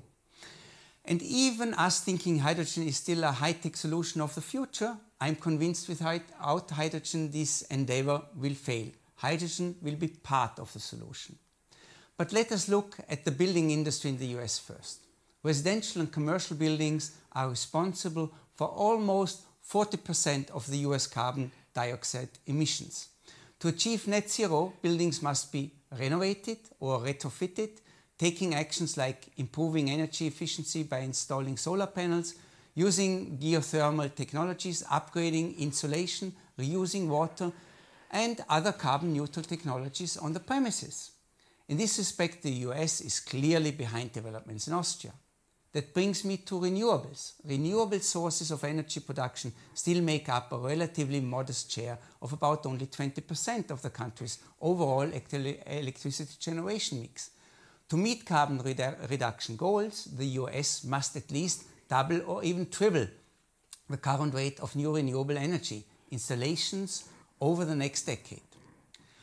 The Build Back Better Act contains the heart of President Biden's domestic agenda, including more than $500 billion in climate and clean energy provisions that are necessary for the US to meet its climate goals. The solar market in the US grew 33% annually over the past 10 years. Solar power will account for nearly half of the new US electric generating capacity in 2022. Taking hydrogen, today the US produces about 10 million metric tons of hydrogen annually. Compare that approximately to 90 million tons produced per yearly, produced globally. That's a tenth. While most of the hydrogen produced in the US comes from neutral gas, today the future focus is green hydrogen production using renewable energy like solar, wind, but in case of the US as well, atomic energy. We are seeing a lot of opportunity for Austrian companies to participate, as well as have a lot of niche players in the mentioned fields. The challenge remaining is a distant market and the necessity of being present in the US market more than ever before. Mr. Ammann, from what we hear here in Europe, the US grid system is outdated and needs to be seriously updated. How can Austrian companies participate in this modernization? What you say is absolutely correct. The US grid system is no question more than outdated. And one must understand as well why. At the end of the day, this has to do as well with the market structure. The US energy market is not as competitive as one might think back home in Austria. Additionally, the current grid is designed for a centralized energy grid with one energy flow from large centralized power plants to the customer. In the future, the US needs a less centralized electric system that incorporates multi-directional energy flows between energy providers and customers. And much of the nation's network of electricity generation, transmission and distribution resources are aging, and it's being pushed to do more than it was originally designed to do. Major upgrades are needed urgently. Having said that, this needs cutting-edge technology, equipment and controls. It needs more energy management systems for energy suppliers and customers alike. It needs modernized grid solution, including improved security system, reduced peak loads, increased integration of renewables, and lower operational costs. In other words, the US needs a grid that is faster, more resilient, and one that helps it meet its emission goals. In Northern California, for example, the old equipment of PG&E caused the 2018 Camp Fire, which killed dozens of people and wiped out whole communities. Southern California Edison, a unit of Edison International, serves only about 5 million electric customers and is planning, nevertheless, an investment of over $30 billion until 2025 to reduce the risk of power lines starting wildfires. Technological changes is outpacing both infrastructure capabilities and policy development.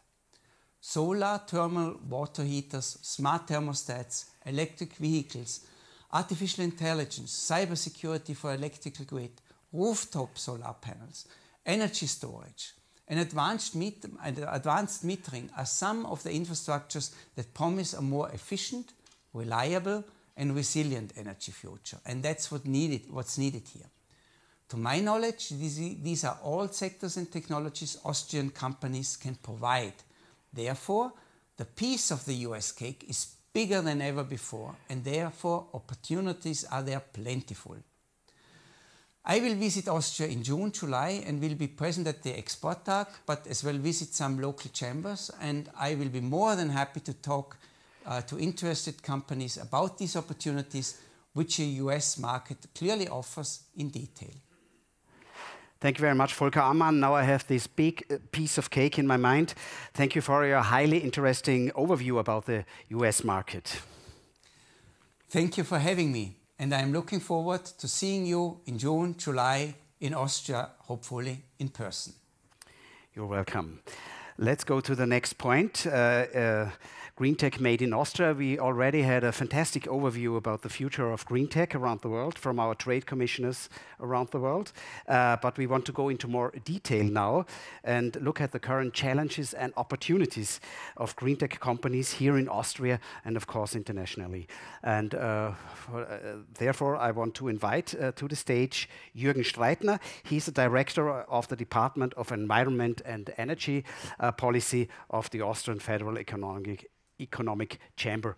A big round of applause for Jürgen Streitner.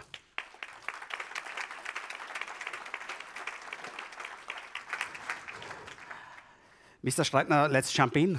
What are the main challenges and opportunities of green tech these days? First of all, I would like to say that we think there is a triple benefit in green technologies.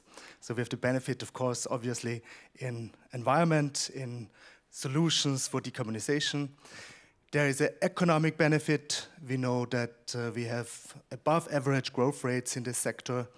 And there's also a social benefit. There is new jobs that are created. There is a high demand of green technologies, therefore new jobs are coming in. So details we will see later in the study that we commission every 4 years. I think this is quite interesting to see how big this sector is. So this is the opportunities, but maybe also a bit challenges. Yeah, there are a lot of them. Yeah, well, there's a lot of challenges, especially we are facing, I think, several risks at the moment. At the same time, we have climate crisis, we have risk in energy, we have an energy crisis currently going on due to the aggression of Russia in Ukraine. Fatih Birol, the executive director of the International Energy Agency, was here in Vienna last week, and he said we are now in the first global energy crisis at the moment. So we had energy crises. We had the oil crisis, for example, in the 70s, but it's the first energy crisis that affects all energy carriers, electricity, gas, oil, and so on. And more than ever, I think green technologies now play a pivotal role to strengthen our economy, to have more security of supply and energy, to decarbonize. And therefore, we need investments, and it has a big role, more investments, and we need a good political and investment-friendly framework for that. Of course. And what's about the synergy between classical industry and green tech? If they don't work together, we won't succeed. Well, I do think we have a strong green tech industry in Austria, also due to a strong industrial base we had, and also the other way around. The industry, it's necessary for the industry to decarbonize, and they need the technology to decarbonize, and we know that I think 2/3 of the orders of the green tech companies go into the classical industry, let's say. And also one job that is created, we see this in the study later on, one job that is created in the green tech industry creates 2 jobs in other sectors. Okay. Oh, that's new for me. That's pretty interesting. Austria is well known and estimated for green tech solutions. Why is that, in your point of view? Yeah, I think there's a lot of good solutions, maybe in renewables, in the water sector, in buildings. Why is that? I think Austria started very early with green solutions. We started early with not having nuclear power, for example. We started early to have renewables.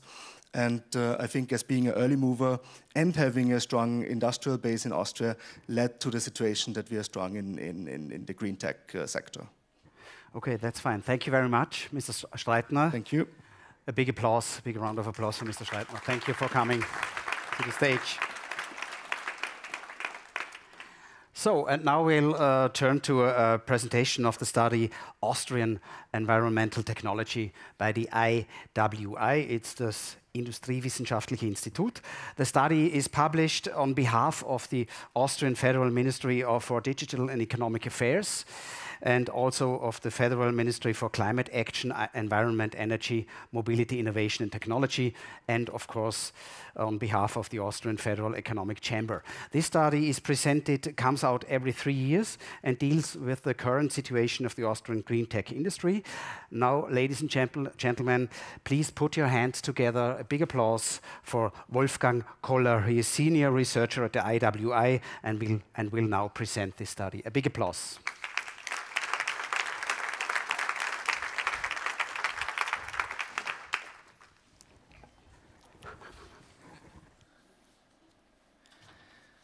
Good morning. So I will present to you the main results of our study on the environmental technology economy in Austria.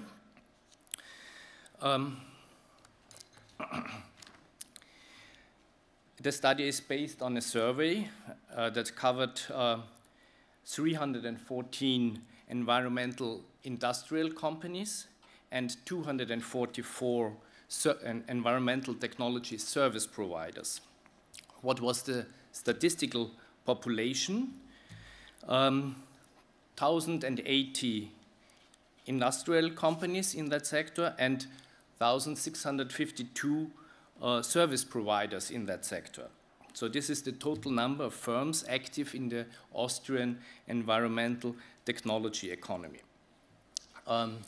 The Institute of Industrial Research is maintaining a database on this total of firms since 2017, and we fill this database with both bottom-up and top-down research methods. As already mentioned, this is not the first studies, the first of these studies. The EV conducted together with Böchhacker Innovation Consulting already 2 studies of this kind. Earlier studies conducted by Austrian Institute of Economic Research go back until 1993. So we have a long series of studies to be able to monitor the development of this sector.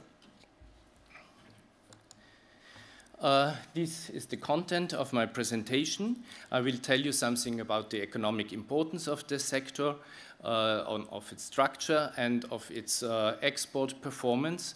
I will barely touch upon the other topics, R&D and innovation, and the corona crisis.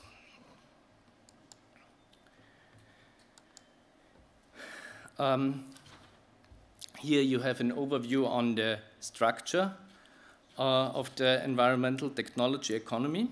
It's a very strong sector, very diversified, and it has strong interrelationships with the rest of the economy. It is embedded, firmly embedded in many value chains. It offers more than 51,000 jobs, and its turnover amounts to 15 billion euros. When you compare the numbers for the years 2019 and 2015, you can see that it has a growth of 6%, both if you consider the turnover and the number of employees.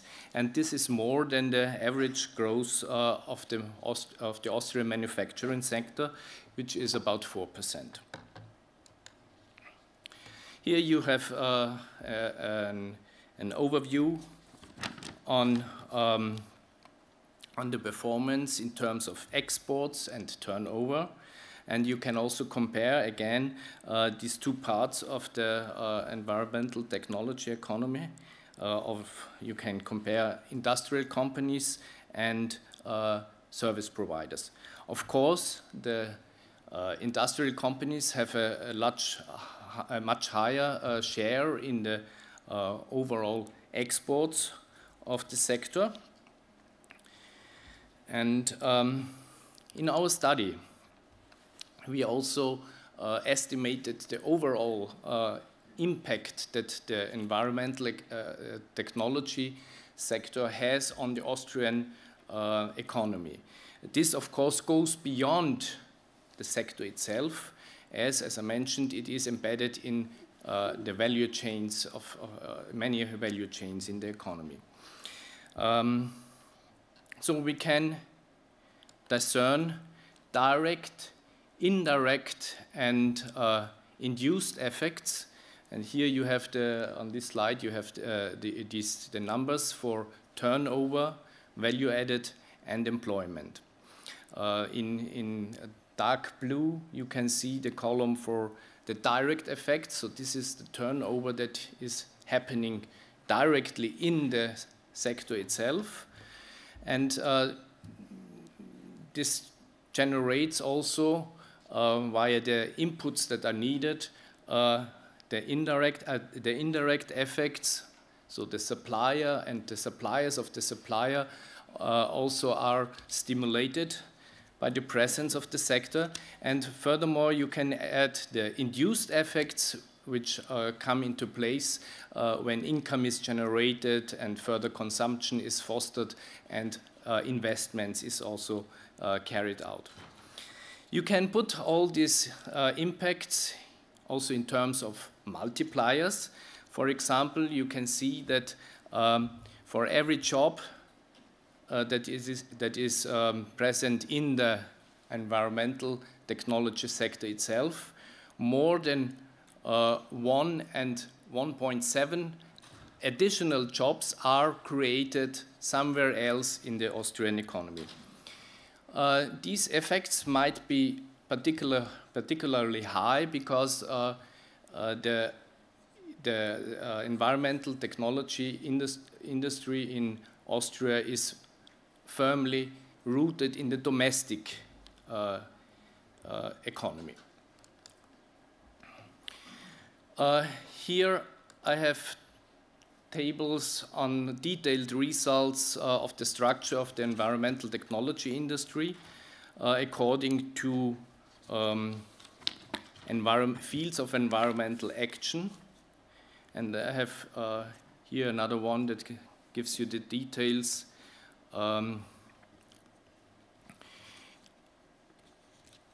in terms of employees, but I just want to skip them for time reasons. Here is another table on the detailed results of the structure of the sector according to environmental protection segments. So let me emphasize from this table just two facts. For the industrial companies, the strongest field, the strongest segment is renewable energy technology, and for service providers, it's waste technology and recycling. Internationalization and exports.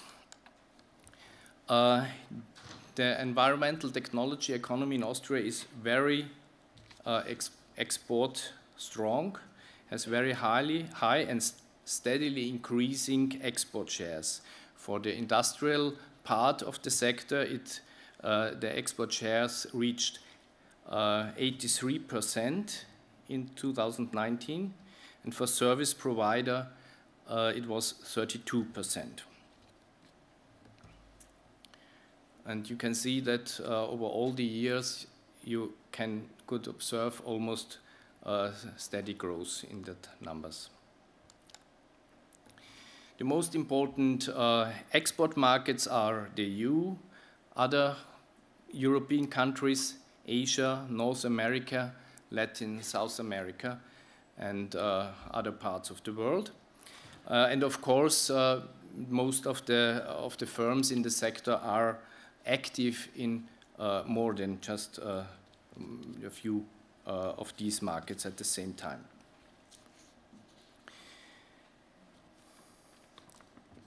I skip most of the slides of the information that I have on the topic of R&D and innovation activities of the sector. You can look it up in the slides, and I think also the study itself can be easily found as a link on the homepage of the Economic Chamber.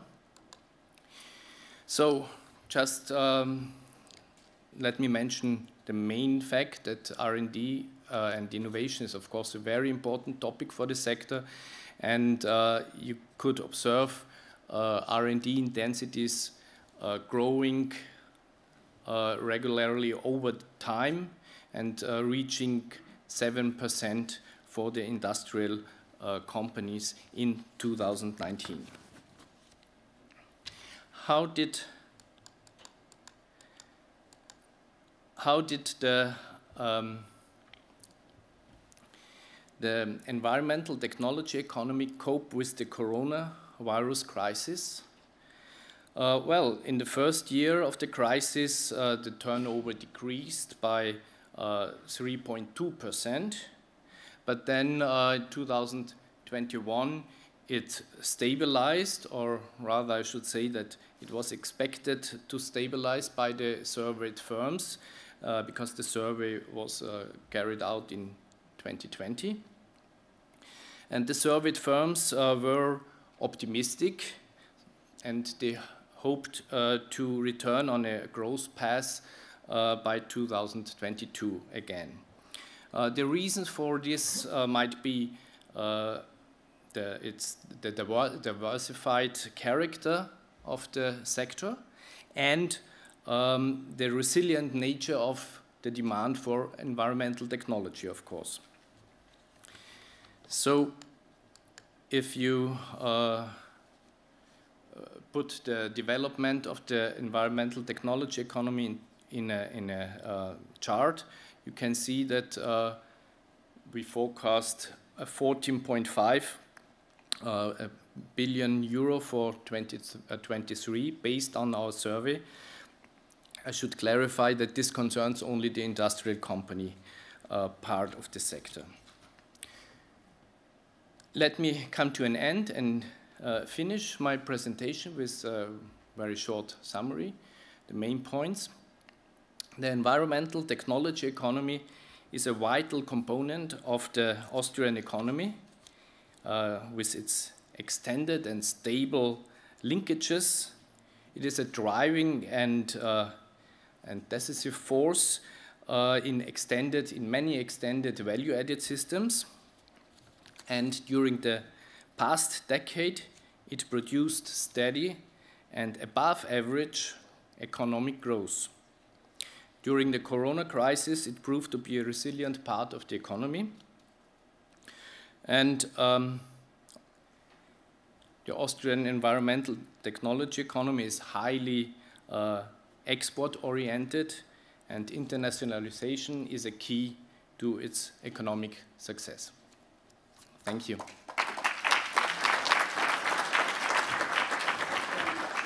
A big applause. Thank you very much for your fantastic presentation.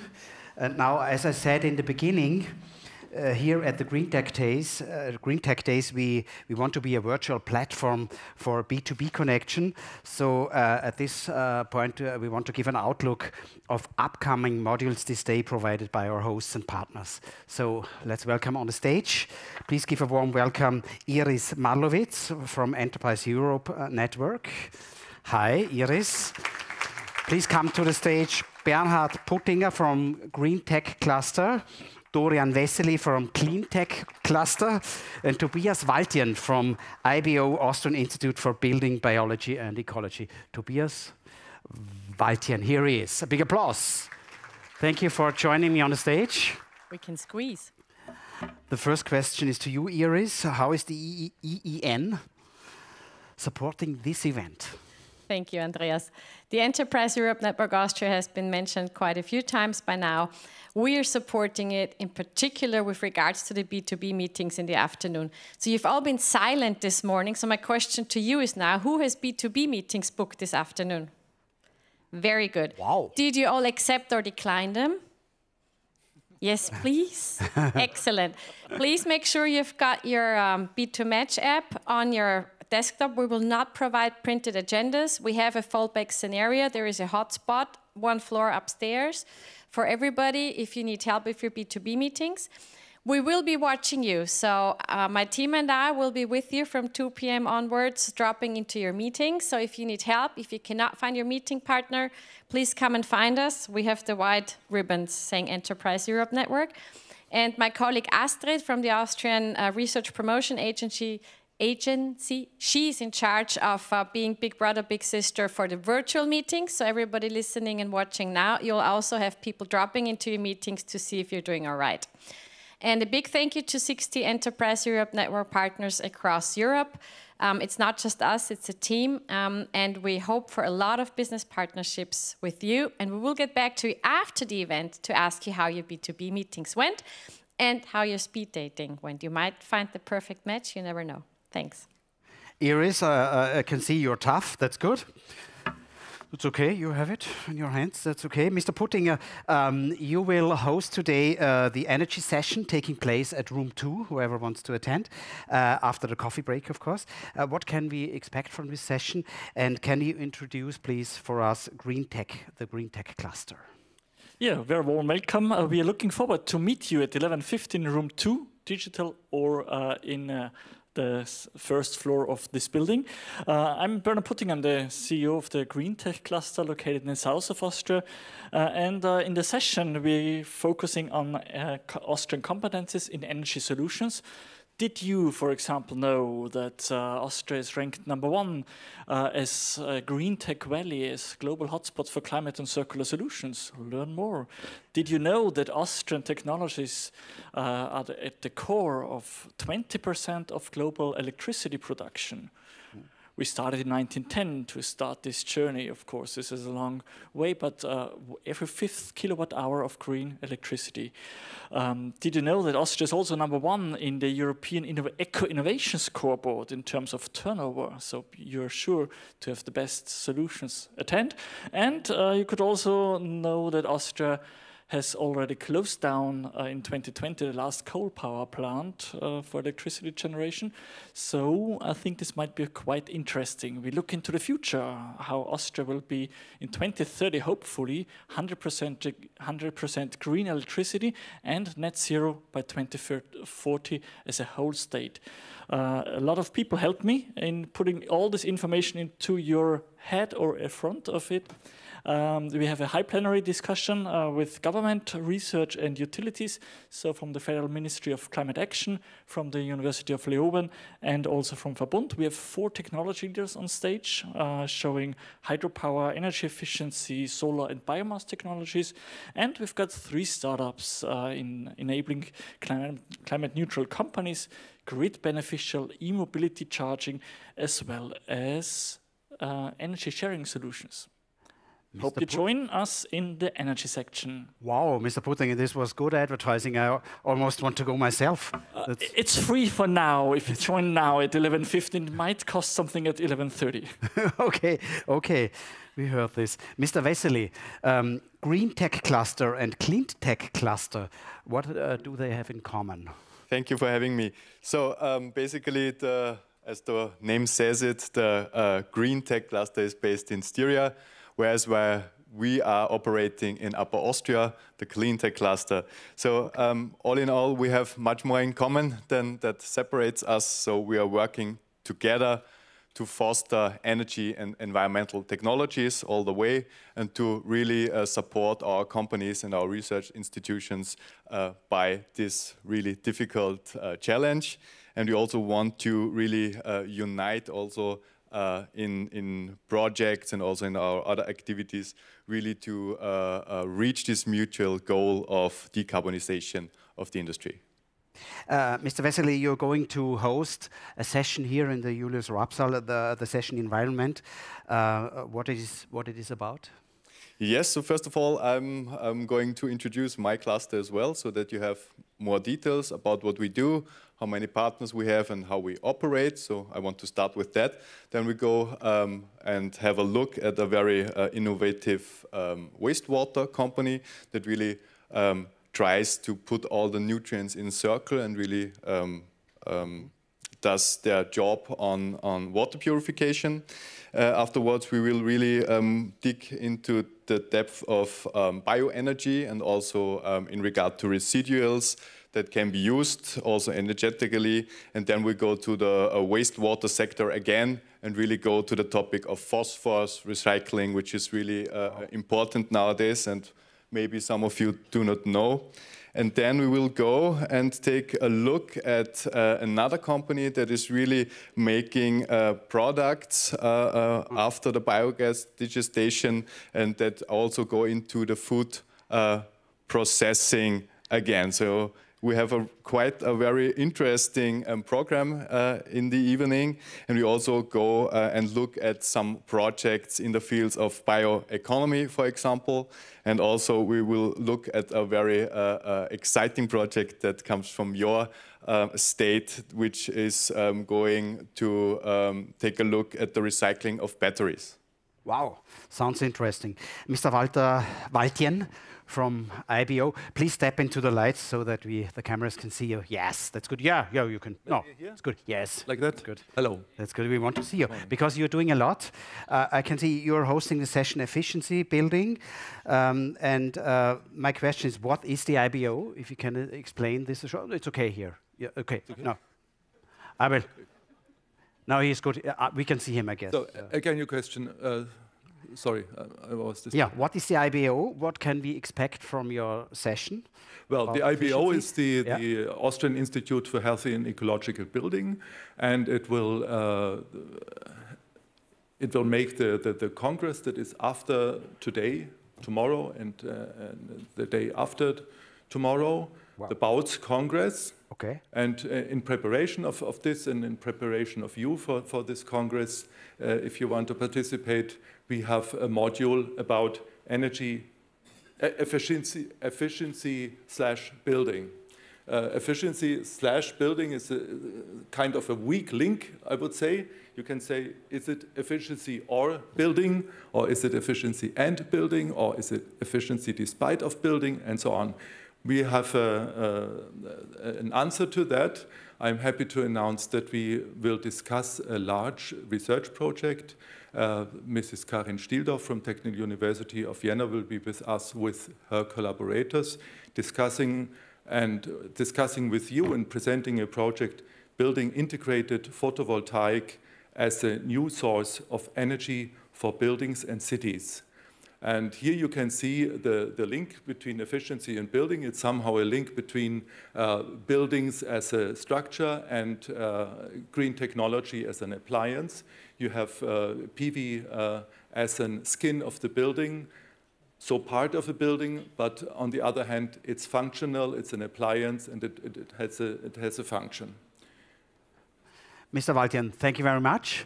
So, ladies and gentlemen, please give a big applause for our hosts and partners. It's going to be really a day where we can learn a lot. Thank you for joining me on the stage. And now we are already, I think, here in Vienna, also abroad, internationally, all over the world. 1,000 people are visiting this, viewing this. So it's time for the coffee break. We will meet here again at the Julius Raab-Saal at about 11:30. In 25 minutes, we will meet here again. Have a nice coffee. Yeah, 11:15. 11:15. 25 minutes.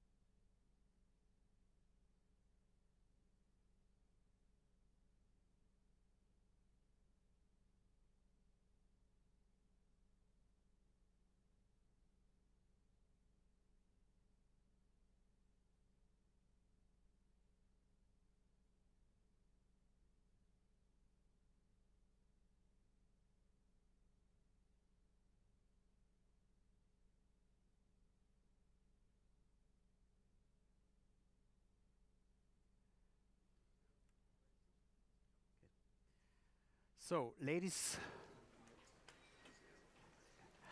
and gentlemen, welcome back from your hopefully coffee break. I hope you have a nice time. Thanks for joining us.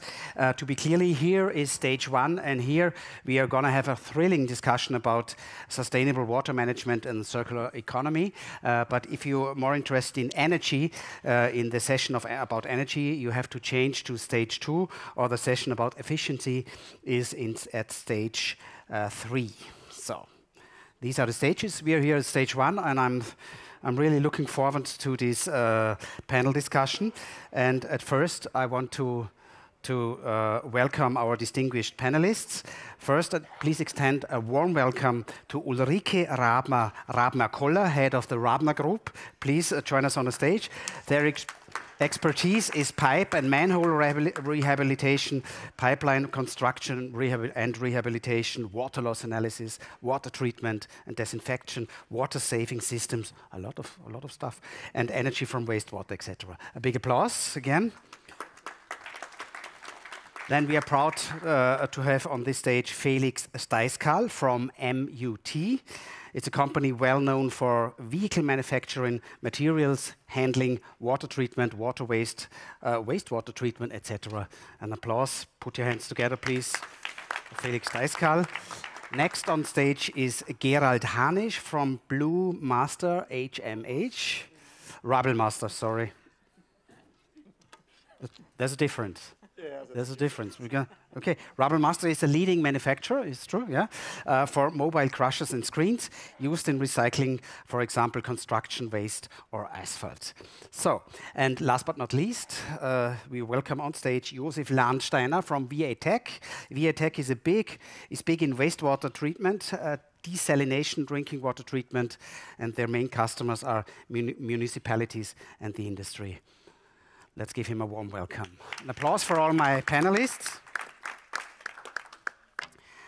So, ladies and gentlemen, I want to give a short introduction about the topic we are talking about. It's obvious that water management is one of the key challenges of this time. In Austria, we are still a little bit favored because due to a relatively strictly legislation, but also due to the Alps. The Alps serve as a sort of oversized water tower, not only for Austria, for all the Alpine countries and the surroundings. You have to think about the river Danube or the Rhine. Those rivers are filled from water which comes from the Alps. So we are in a lucky position. But however, even here in Central Europe, where we live, we are seeing increasing drought and flood. Think of the last summer flood we had in Germany. Which was a really big one. So if you look at the water problem in a global scale, it's worse. We have 2.2 billion people worldwide who have no access to safe drinking water. We have around 4 billion people who experience severe water scarcity, at least for 1 month in a year. And in addition, wastewater often in other parts of the world is released back into the nature without treatment, and of course the population of the world is growing up to 10 billion in the near future. The water consumption is also constantly increasing, and therefore water scarcity is increasing. So the last point I want to give, the 2 core areas to solve those problems we want to discuss here are sustainable water management and waste treatment and, of course, recycling. So let's start with the first question to all of you. Having said this, how important is environmental and climate protection in your company at home? Would you like to start, Mr. Lahnsteiner?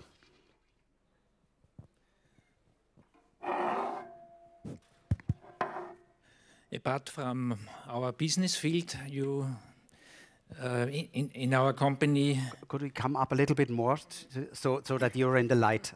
We want to see you, yeah. Mr. Lahnsteiner.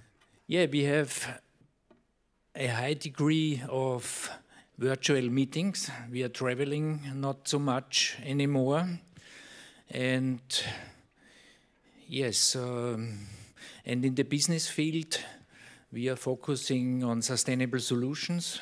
That means water reuse and low carbon footprint solutions. Ms. Rabmakola, what is your group doing, the Rabma group? Yeah, so basically sustainability is really in our main strategy, and we are basically coming from construction, but since 30 years we are engaged in environmental technology. But of course we have also taken a lot of measures in our company building, so we are having since I would say almost 10 years a PV photovoltaic on our roof, which we produce more than we need. We are heating with the wood which is coming from our construction sites. We are of course saving water for the showers of our employees. Yeah. And we do a lot of things. The famous tiny thing. Yes. So we do a lot of things because it is also important for us that we not only produce products or sell products which are environmental friendly and saving the environment, but we also want to do our part. And I think every one of us has to do our part to reach really our climate goals. And there are very small steps needed, but I think a lot of steps needed. Mr. Steiskal, at MUT, are you doing your part? Yeah.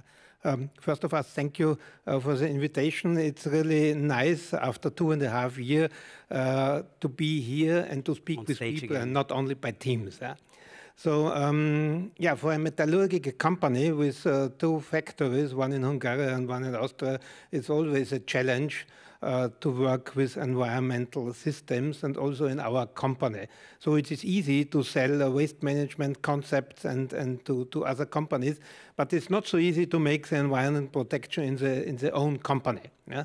But for this, we have decided to make also a relationship with a Chinese university to do environmental protection also in the company. Okay, and Mr. Hanisch? Yeah, thanks for having me. I'm representing an industry that is actually contributing 25% to the material streams overall.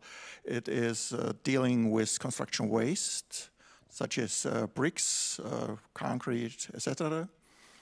And what we do for a kind of sustain company policy, we actually aiming for being energy neutral by 2027.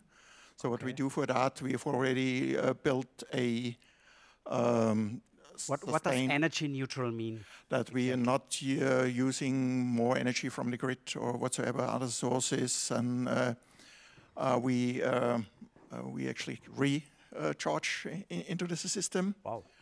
What we do for it, we already living and working in a sustain and zero energy house. So in the office building, what we do is based on thermo technologies. We heating and cooling it. We gaining energy through photovoltaic. We aiming for a carbon zero fleet in for our cars, and plus our machines are built for that. So we like to bring down the carbon footprint on our machines as well. So I always keep saying we build green products for green industry in a green house. So you obviously doing a lot. A question to the others: do you also have a plan with comparable? Saying about in the next 10, 20 years, we want to be energy neutral, for example, and want to export energy to the society? We work every day on it. Really? Yes, yes we do.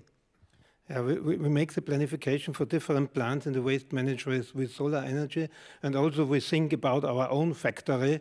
We have about 60,000 square meters factory with 60,000 square meter roofs, and we think to implement in the next, I would say, 3 to 4 years, as well as in Hungary, also in Austria, a solar planner.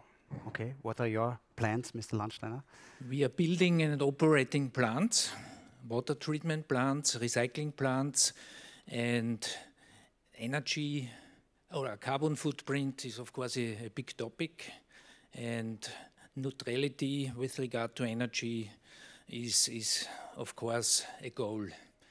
And sustainable solutions for water means water reuse, and we are focusing very much on water reuse. And in water reuse, we are one of the leading companies worldwide. Okay, Ms. Ramakola, for your operational experience, where are the challenges for you see in the field for safe water supply? Where are the challenges?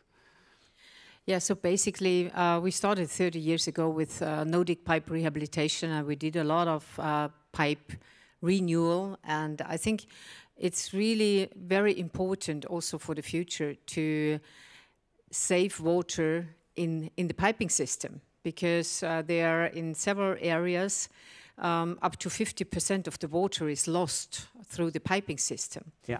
And so we are very much also in water efficiency. This means not only in the piping system, but also, for example, I mentioned already before, it is down to a very small device which you can install in showers, and you reduce the quantity of water coming out. And with saving warm water, you are also saving energy. And this is, I think, always very important. You have to emphasize in regions like Austria, because there are some people always saying, okay, we have so much water, why shall we save water? We always have to think also that we shall not waste or use too much of warm water, and with this, too much of energy. And this brings me to our main topic, which we are engaged now, is that we are getting energy for heating and cooling of buildings out of the sewer. So we take the temperature which is in the sewer, we take this out with heat exchangers, bring it then to a heating pump, and then bring it to the temperature we need to heat a building in the winter and to cool the building in the summer. And so I think this is very important for the future, especially with the actual ongoing energy crisis. We see that we need to reduce the dependence on Russian gas, or especially fossil fuels. And we also need the possibility to use renewable energy. And sewer is actually the recovery of the heat, which is coming from showers, washing machines, and so on. This is actually renewable energy. 2018, the European Commission actually declared using the heat from sewer also as renewable energy. And therefore, I think it's a wide range, but we have to actually focus on different things, and that's what my company is doing. So we also have a wide range, but everything has to do with water, wastewater, and renewable energy. Okay. Mr. Landsteiner, with regard to the industry, is there actually more investment in improved water treatment in the last decade? You recognize it, that there is more investment? It depends on the market. In emerging markets, there is big investment. Emerging market means also arid regions, big investment in water reuse technology, water reuse in agriculture, in urban reuse, or even drinking water augmentation. Reclaimed water can also be used for drinking water augmentation. And it improves the water supply security, and therefore in emerging markets there is a lot of investment, and it avoids environmental pollution. And in advanced markets there is also investment, but for example, in topics like contaminants of emerging concern, it's micropollutants, pharmaceuticals, which have to be removed in in the outlet of a sewage treatment plant. And a very hot topic is antimicrobial resistance. Antimicrobial resistance means antibiotic-resistant bacteria, antibiotic-resistant genes, and these pollutants have to be removed. WHO is warning since many years, and there are no standards yet, but we have done already tests. We know how to remove it completely. It's very important. Isn't this also because water now is warmer than it was before? And I know from here in Austria, it's not easy as it was before to bring cold water to the house. Often it's too warm, and when it's too warm, you have bacteria.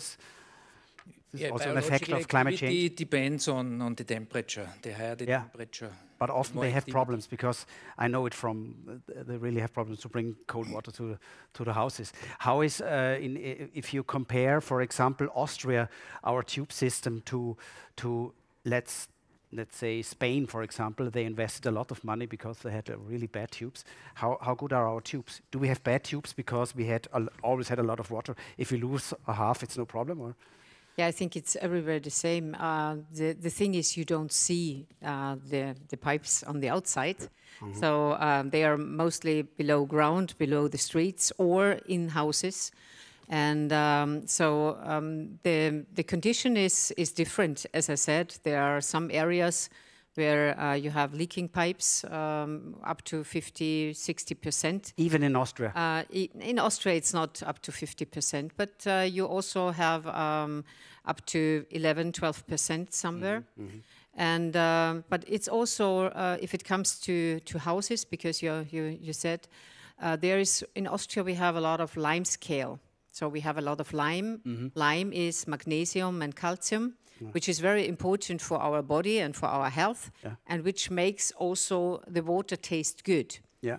But in old buildings where there are metallic pipes, for example, there is then lime scale, which actually reduces the flow of the water, and which then also makes sometimes, combined with the corrosion, the brown water, which is coming out in some old buildings.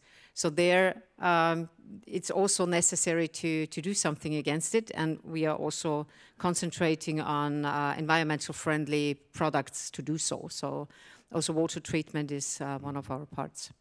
Let's talk a little bit about circular economy. Mr. Hanisch, Rubble Master is well known for recycling of building and construction waste. How has circular economy developed in the last years? Yeah, it's grown big. When I started out in the early 90s, there wasn't much ado about recycling, in particular in our industry, C&D waste. But I think the big change was made by the legislator when all these rules came into being, and the recycling material was considered to be valuable and marketable kind of material. And this actually happened in 2008 when there was landfill fees introduced. And so whatever you wanted to dump, it cost you €8 per ton. And that was quite some drastic change. And later on, the legislation actually turned another way in 2018 with actually all the new legislations concerning waste treatment in our industry and others too. So legislator gave it a boost. And that's pretty much happening all over the place. We can see on a global perspective that this is the same. Whenever there's no rules in place, it's very hard to recycle because you don't know how to value the material. You don't know how much you would actually gain for it. Is it safe? Is it not? So it's very important that you come up with some rules and legislation. And we sometimes feel in some other markets, in emerging markets, for example, we need to be the consultant for that. So we have to come up with some more consultancy work until we can sell machines. And so just to make sure that we export the high standards of Austrian rules, I think it's probably the highest standards in the world when it comes to our industry, to export it to other countries. And what I can see from Austria, I mean, it's developed to nearly 90% of all the materials from construction waste are being recycled. Okay. The EU was now. The EU 90%. 90%. The EU was overall was aiming for 70% until the year 2020. So this was the EU end of waste strategy. Well, you see, we are ahead of this, and we can gain a lot of opportunities from there because we have the knowledge, we have the facilities, we got the proof of concept every day with our machines working in the field. So we've discovered that some other markets are very open for what we've got, like North America, for example. Yeah. As far as I know, from Austria, we have about 10% of the whole economy in a circular economy, and 90% is wasted. It goes in the front and out in the back, like in a car. And I thought that this is comparable to the whole world, more or less. What are the big challenges to change this? Well, the challenges are pretty much with the kind of materials we are facing in the future. So there are lots of load products because we have to work with composite materials. It started in the 70s when all the materials were mixed together, and it's very hard to separate this kind of materials. So that is challenging. Challenging is you have to bring down your carbon footprint by hybrid systems and so on. So you need to do a lot of research work in front of all what you bring to the market. Mr. Steiskal, on the subject of waste management and recycling, what's your experience in acquiring business internationally? What's your experience? Now, we have learned in the last 2.5 years that different government and different cities start to think about waste recycling and waste management. So, for example, the most of where we are at the moment in Colombia, we are in Africa, we are also in Mexico, and they also start first to want incineration technology. But at the end of the day, it's a question of the price. So incineration technology, if you build in a city, is about $17 to $18 per ton. If you start with a splitting plant, you are about $20 per ton. We know that it's not the 100% solution, but all the cities have the same problem. In former times, it was easy and cheap to put the waste on a landfill. It's not a landfill, it's a dumping site, so it's the cheapest way to eliminate the waste. But in all this country, we have recognized that major and also the people and also the landlords recognize that the price of the land goes up. And this is the start for the discussion about the waste management. So if you make a splitting plant, you have about 50% to put on the landfill, but the rest you can recycle. And we learned in the last half year that a lot of cities wanted to do this. So with our company in Hungary, we have delivered more than 5 different cities the splitting plants. We at the moment have a big discussion in Bamako to make the complete splitting plant for the city. Yeah? And we learned that a lot of big concerns wanted to sell the incineration plant, but this is for these countries not the solution. When you think of waste treatment or water treatment, what is more demanded nowadays? Or it's the same? We have a lot of political discussion. For example, last week was governor of Cochabamba. This is a region in Bolivia here in Austria. And all these countries have the same discussion about what is in the future, what is with the climate change, what is with environmental change. And there are always 3 topics: potable water, wastewater, and waste. And if you discuss with the people, then up to 1 hour, it is clear that this drinking water is the first step. Yeah. Then it's waste, and the third is wastewater. Because the wastewater you can put in the near river. Okay, it's not good for the environment, Clear but ranking. it's not the topic. And I must also say, in the part of drinking water, we have won the tender in Colombo. It is always the same. If they look at the existing pipes, they lose more than 50%. Okay. So we discussed that. Okay, you can make a new pipe, or can you revitalize it. But at the end of the day, all these cities increase very fast. So mostly it's the best solution to make a new system and a new pipe. Depend on the city. Mr. Landsteiner, Warburg, you are represented in over 20 countries. You erected about 6,000 plants in your 90-year history. What challenges do you see for the municipalities thinking of waste and water? Yeah, as I already mentioned, it depends on the market. In emerging markets, clean drinking water is, of course, very important. It's you have to remove very reliably or inactivate, of course, virus, bacteria, protozoa. So microbiological safety has highest priority. And then you have also chemical pollutants. A new class of chemicals is pair and polyfluorinated alkanes. It's also a parameter in the new EU drinking water regulation. So in drinking water also still pesticides are playing a major role. Can be removed by different technologies such as ozone oxidation or adsorption on granular activated carbon. So that's drinking water. And in wastewater treatment, the secondary effluent of wastewater treatment plants has to be further cleaned in order to remove, for example, pharmaceuticals. You know, perhaps the compound diclofenac. It's one of hundreds. Diclofenac is the compound, the agent in Voltaren. You know, of course, Voltaren. Voltaren.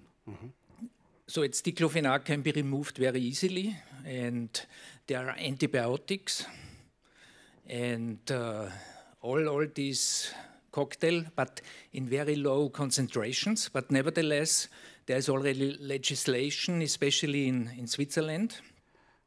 And in Switzerland, we have built already several plants for micropollutants removal. Wow. And also in the EU, there's a draft, will come soon also in European Union. So micropollutants is a hot topic and is removed already in, for example, Germany or Switzerland. So a lot to do on the field of waste and water. Thank you very much for this discussion. A big round of applause for our panelists. Thank you for joining me here on the stage. It was a pleasure to have you. And now it's time to hand over my microphone to Dorian Vesely. Mr. Vesely, please come up to me. You're going to do the following 2 sessions. How would you call it? Yes, sessions. In brief words, what they are about. So it's all about environmental technologies, and we are dealing with, as we already heard, environmental technologies in the field of wastewater and water purification. Then we will look at companies that deal with biomass and biogas production, and then we will also go to have a look at a platform in regard to green transition, and we also look at a company that does refurbishment in a very efficient way, which is very important nowadays also in the field of mechatronics and also plant building, for example. And last but not least, we will also look at a very interesting project that deals with the recycling of batteries. Okay. Dorian Vesely, the stage is yours. Please give him an applause. Thank you very much.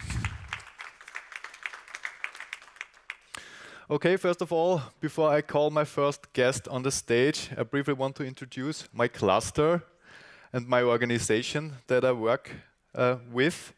So my name is Dorian Vesely. I'm the GreenTech Cluster Manager Environment of the Upper Austrian Business Agency. And I'm going to lead you through these fields of Austrian fields of innovation in the environmental sector. Yes, thank you. That was what I was waiting for. This is my slides to just briefly introduce the cluster to you. So first of all, we have around 250 partner companies, and we mostly deal with small to medium-sized companies because they have the most benefit of our activities. If you think of small companies where the CEO has many hats on, and therefore we can give a good support.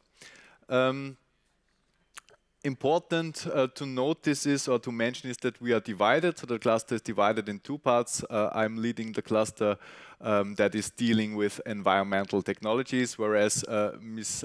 Christiane Ecker is leading the cluster that is dealing with energy technologies. As you can see, the most important points on our agenda, or the most thematic focus, is in regard to circular economy and bioeconomy. So we deal mostly with the topic of resource efficiency currently, but we do not neglect the classic topics of environmental technologies in regard to water and air purification, for example.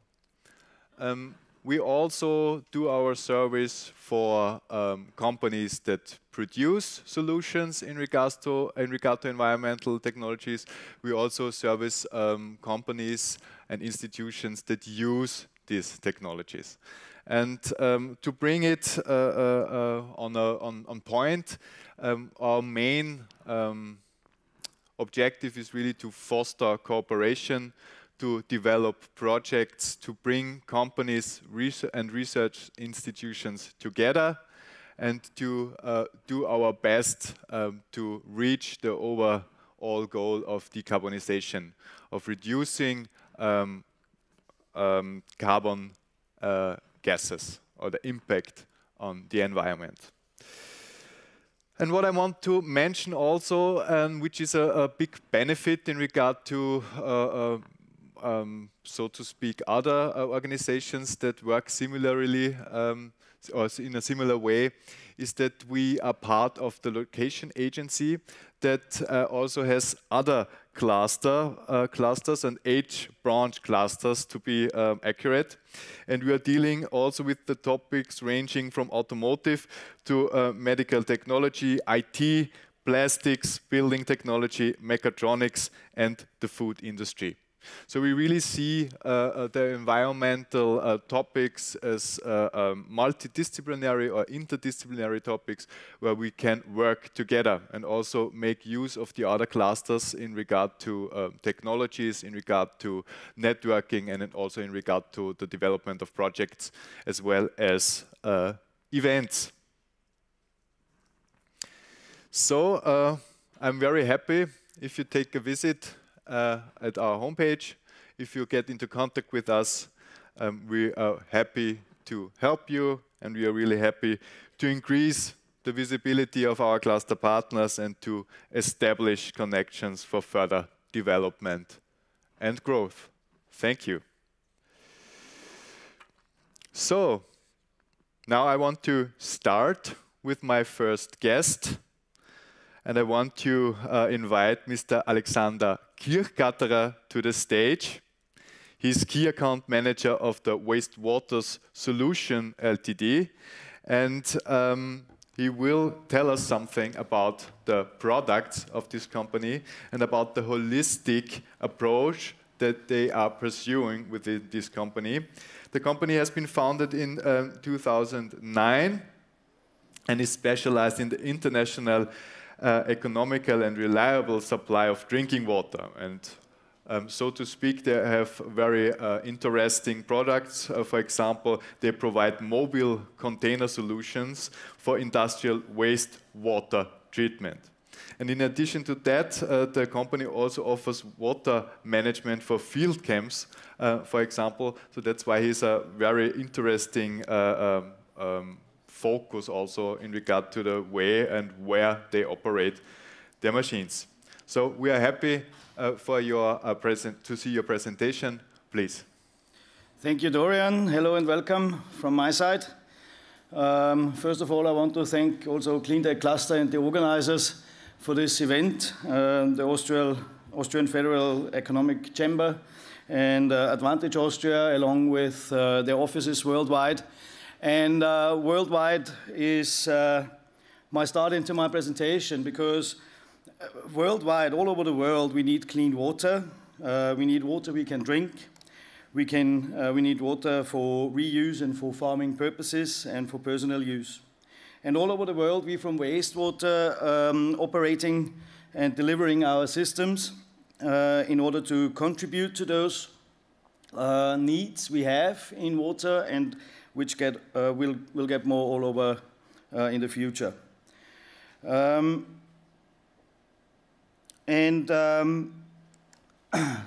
This is just a brief one, Vesely mentioned already.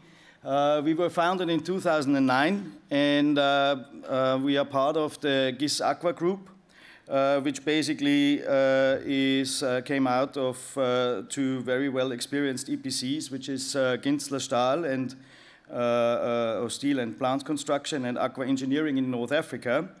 And together we combine our forces and provide customized solutions from desalination to water and wastewater management. And furthermore, we are very proud of our RICAN solution, because since 2013 we're operating and we delivered many projects in Nigeria and Lagos. And since 2019 we have our own side office there and contribute to the Lagos and surrounding market in Nigeria, and in future also surrounding countries. Our focus, as Mr. Vesely said, is very much on mobile sewage treatment plants and the combination of those leading us to reuse.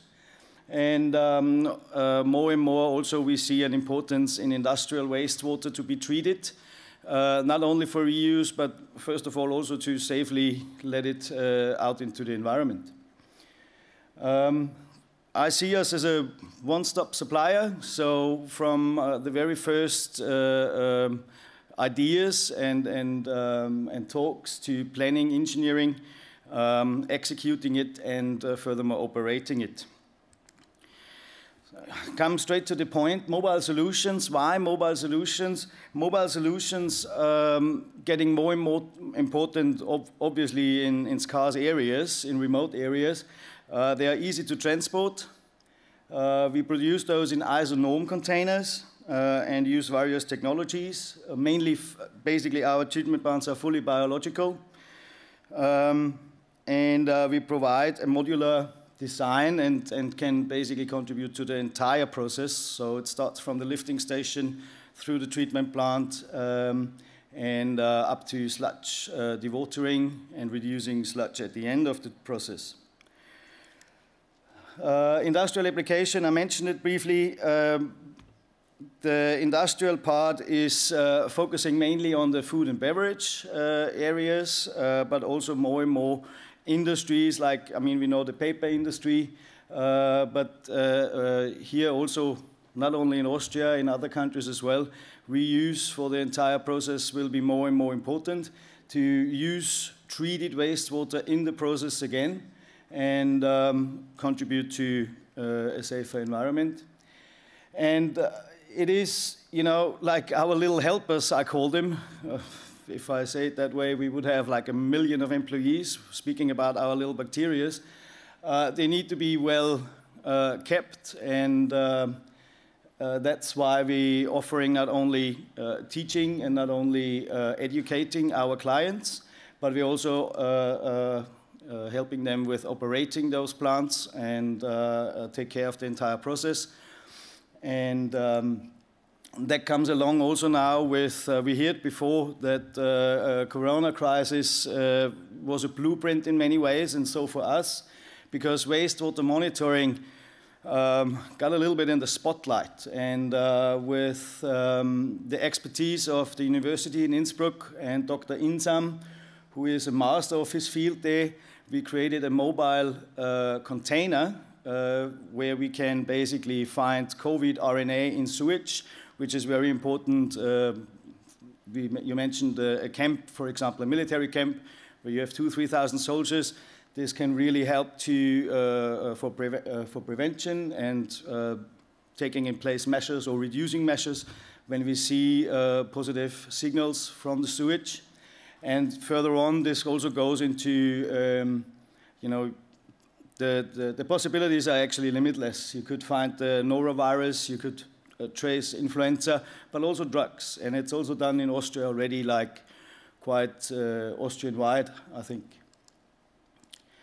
Yeah, just a brief one. So we basically, as I said, we're really looking into of what's important. We have to look into what's coming in, what is the wastewater that needs treatment.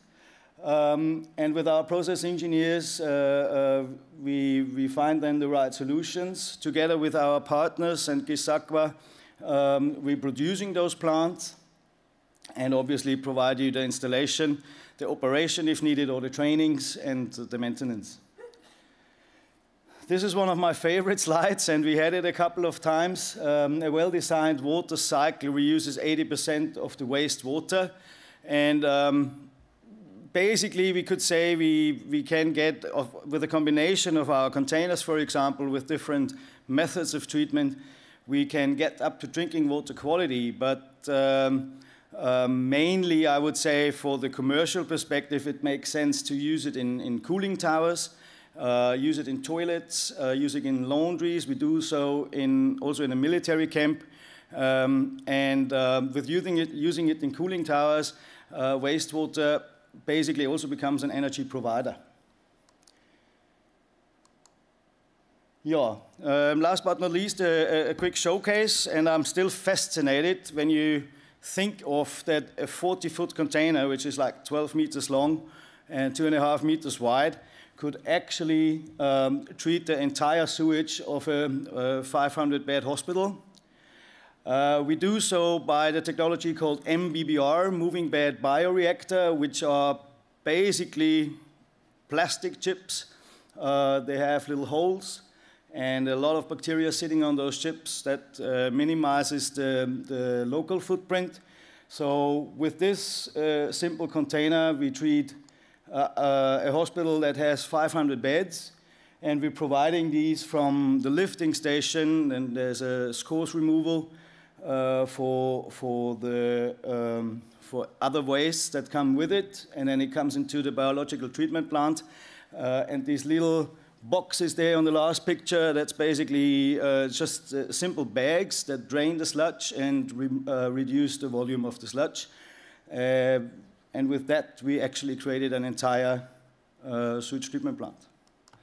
That was it from my side. As I said, we have our entities in Nigeria. Our headquarters is in Upper Austria. And we're looking forward to many, many interesting projects in the future. And yeah, thank you very much. Thank you very much for that presentation. I think the benefits are quite obvious of your technology and also for your customers. But just let me ask you a question. How do you choose the most suitable technology for your project? Well, as I said, it always depends, and we look very closely in what we're dealing with. It's not only the location that plays a part of a role in this, where the location is, what are the ambient temperatures, do we need an insulation of our container, for example, but it's basically what's in the wastewater. We heard it from my colleagues there before as well. to analyze the inflow and the incoming water and obviously decide what the outcome should be. Does the project or the customer wants to reuse the water, or is it just that it safely can be meet the regulations to leave it into the environment? And we're doing this with our process engineers, basically. We're using, of course, laboratories and external laboratories as well, depending on the area, and then do proper analysis, see the size and the volumes, and put it together. And the thing is, we are not really depending on one technology. We basically very flexible and put together the right thing for the right project. Thank you. And I got a further question, because you mentioned your tailor-made solutions in regard to these containerized sewage treatment plants. Up to which capacity can they operate? Well, in some cases, of course, it makes sense to go on bigger scale, where you have big concrete foundations and concrete basements and tanks, which we use in big cities. But I could safely say that I think up to 10,000 inhabitants or 10,000 people, that's possible. And the great thing is, if you think, for example, of real estate developments, they do a first phase and maybe 2,000 people move in, and we provide our containers suitable for 2,000 people. And in the next phase, you have another 1,000 inhabitants coming, and we could modular increase the capacity up to 10,000 people, approximately. Thank you very much. I think there is a need to book Mr. Kirchgatterer for back-to-back B2B session. Sorry, he's well booked. He already told me. Thank you very much for your presentation. Thank you.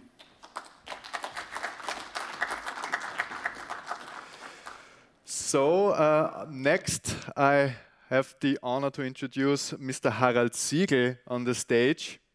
He is head of corporate communications and public affairs of the Münzer Bioindustrie. The Münzer Bioindustrie is a well-known industry, a family business. Over the last 30 years, they used their knowledge and their technology to dispose liquid and solid waste. As well, they are also known for the collection and recycling of used cooking oil in order to produce biodiesel. And this is just a brief outlook of what he's going to tell us. So please start with your presentation. Thank you. Thank you very much. Also, warm welcome from my side. As I saw here now on the podium, it should be called not Upper Austria, but Green Austria. Here you have the third Upper Austrian guy on stage. I think this is a very good example on how we can move on. Sustainable wastewater management, water management, circular economy. For our company, this is a very closed two very close combined business segments. But let me start with this picture. This is the River Ganges, 2,500 kilometers long. Every 13th inhabitant in the world is dependent on this river. So as I saw in the morning when the room was still full, in every row you had in average one guy or one lady being dependent on this river. So this is how huge this second largest river in the world is. But this is only the one aspect. The other aspect is that 3.6 billion tons of wastewater is pumped every day into this river. This is the other part of this story. The next thing is a picture from Bangalore in south of India. The lakes are so much wasted and so much destroyed already that there is an anaerobe atmosphere where the plants in the water are dying. Methane is developing there, and these lakes are burning. So these we are living in an area there where water is burning, and I think I saw this already on my own. It's unbelievable to see it, but this is the next part of reality.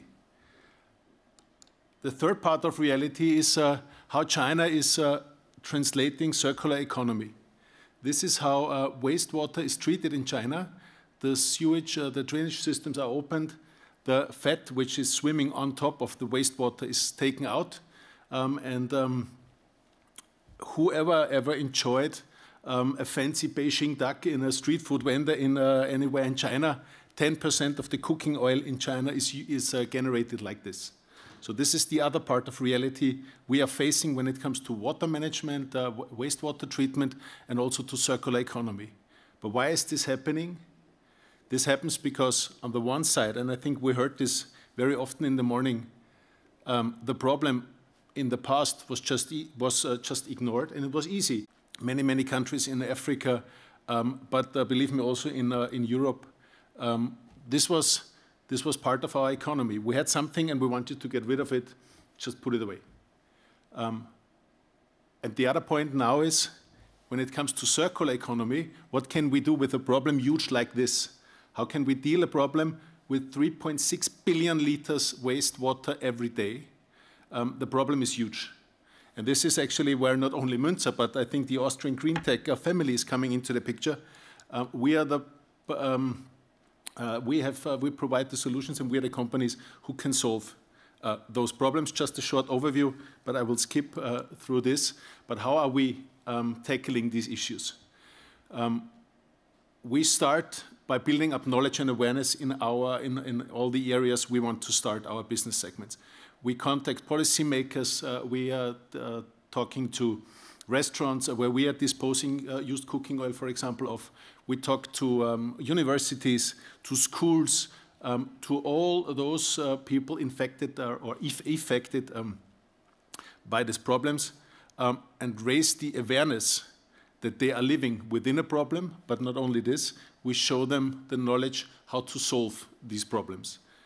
The next step in our when we start our circle is to build up a collection system, in our case mainly for used cooking oil from restaurant, hotels, and then also coming to household level to collect this kind of waste in order to take it out of the system before it can go down the drainage system, and it can start to destroy also the water systems. And as we know from India already, where we are active since 7 years now, the wastewater treatment plants are simply not working out because the water is so polluted that it's impossible for any kind of bacteria, and bad luck to all of your 1 million employees. So we try to get the worst waste out before the water becomes wastewater. And it sounds simple, but if you just get rid of this fatty last level on top, we also try to help wastewater treatment facilities and others to do their work. For us then, this waste is treated and is a very highly valuable feedstock for our last point, energy production. What we are doing is collect used cooking oil and make biodiesel out of it. So whenever you enjoy some French fries and the Austrian Wiener Schnitzel, you can do it with a very good feeling of doing something good for the environment, because this oil will end up in our facility and replace fossil fuel then in your car. How is this working out? If we collect 1 kilo of used cooking oil, we can make 1 kilo of biodiesel out of it, and this saves up to 3 kilos of CO2. We are processing 210,000 tons of oil and mainly of used cooking oil, and we are processing this to biodiesel. We do this in Austria, and we, as I mentioned, also already in India. We started in Bangladesh, but let's let it show here. This is how we start to build up our systems. We made the first whole cycle collection system in Maharashtra. It's quite a huge part of India. We started the first 100% waste-based biodiesel plant also in this region. I hope you can see on this picture, I don't know if someone of you ever have been in an industrial area in Mumbai or in Navi Mumbai. This is not the standard. We provide the European level to our employees. We try to raise the level for our labor there. Why? because we need a healthy and hygienic environment for our employees in order to have them in a position to do their job right. And if they do their job right, we can earn money and environment can profit. So this is how we structure our systems. We started recently in Bangladesh. Maybe some of you already saw our trucks in Vienna, quite fancy, somehow like these ones. But this is the Bangladesh style. We are working on it, believe me. It's not so easy. I don't know whoever was in Dhaka. Honestly, it's not my #1 holiday destination. But these countries are suffering by losing a high valuable feedstock for energy production. So if you want to replace fossil, which is the must for them, you need to find local alternatives, and they are in front of them going down the drainage system. Our newest experience is Münzer in Kenya. Very basic still, but trying to build it up. We start to identify the problem, and then we start to close the circle. Thank you very much.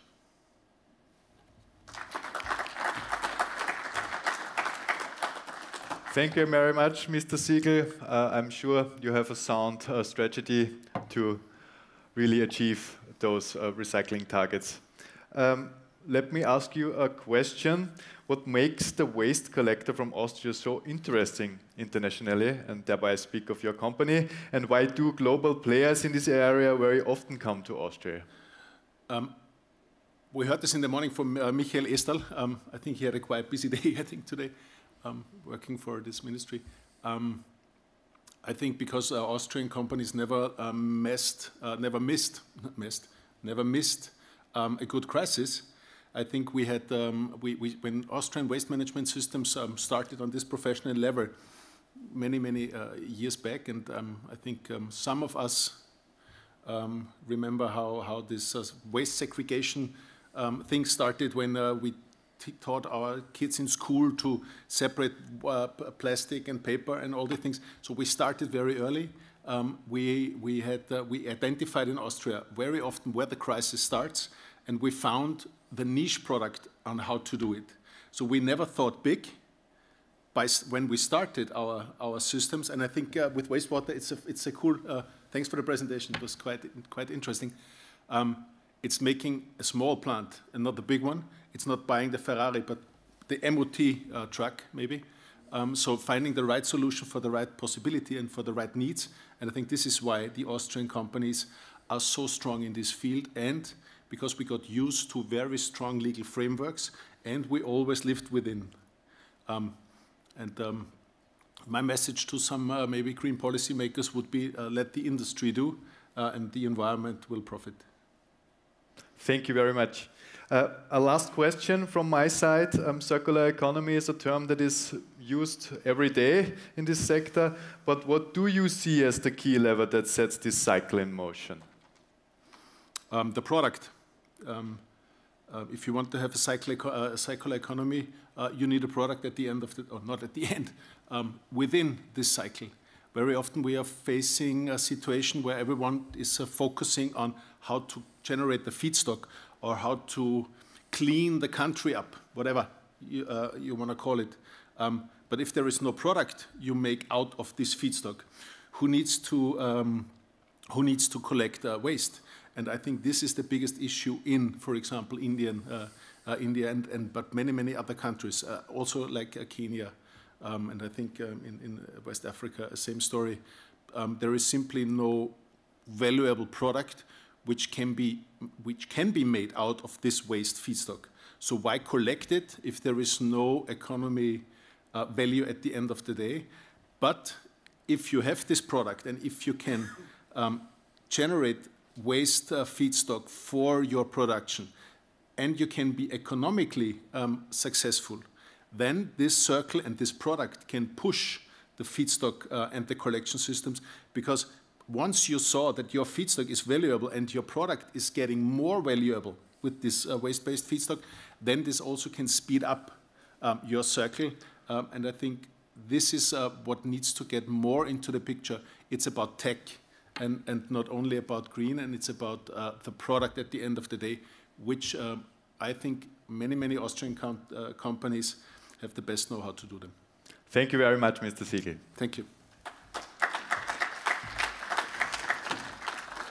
Ladies and gentlemen, at this time we would have welcomed Mr. Scheibek-Oertner of the company Green Sentinel on the stage. Unfortunately, he was not able to attend here today. That is why we skip and go to the next presenter, Mr. Robert Curley of the Botres Global GmbH. Please come to the stage. Thank you. Thank you, Mr. Vesely, for introducing. Sorry, you already started. I just Please. want to say some sentences about your presentation or about your company.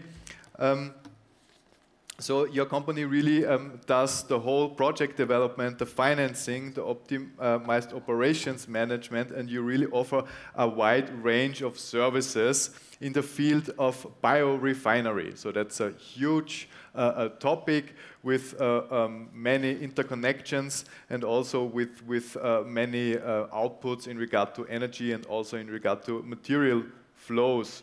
For example, you also create, and I found this very interesting, organic yeast out of your process. So we are really interested in your presentation, and please start with your presentation right now. Thank you. Thank you very much. Yes, also hello from my side. Today I would like to briefly introduce our company and focus on one particular part of our technology by looking at a reference plant which we have built mostly recently. Botres Global is building industrial scale biorefineries or biogas plants that produce clean energy, clean water and fertilizer from organic waste via anaerobic digestion. Our head office is located in Graz, and over the past 10 years we have built up few branch offices in Turkey, Spain, Italy, Poland, recently in the Czech Republic, and most recently we are currently building up a branch office in Australia where we have started our latest biogas project. Our technology comprises the entire process technology of a biogas plant, and this starts with the takeover and the pre-treatment of organic waste. In our facilities, we can treat almost any kind of organic waste, be it food waste, packaged food waste, even highly contaminated food waste, but also any kind of litter, manure, agricultural waste. Mostly important it is to say that we are not using any silage or energy crops in order to increase the process and increase the biogas yield. Anaerobic digestion is done with high steel fermenters, producing biogas for electricity or biomethane. LNG, bio-LNG is produced. We do the entire digestate treatment, producing liquid and solid fertilizer, as well as, and which we have heard before, through our wastewater treatment solution, even clean water, which can be easily disposed or further used. One of our reference plants is located on the nice island of Ibiza in Spain. And it's always a little bit easier to show a process coming to a reference plant and show it on behalf of a reference plant. So in this plant, we were responsible for the anaerobic digestion part, including the pre-treatment and the use of the feedstock, which is approximately 50,000 tons of organic waste and sewage sludge from the municipality, producing approximately 2 megawatt of electricity, so to say 16,000 to 18,000 megawatt hours of electricity.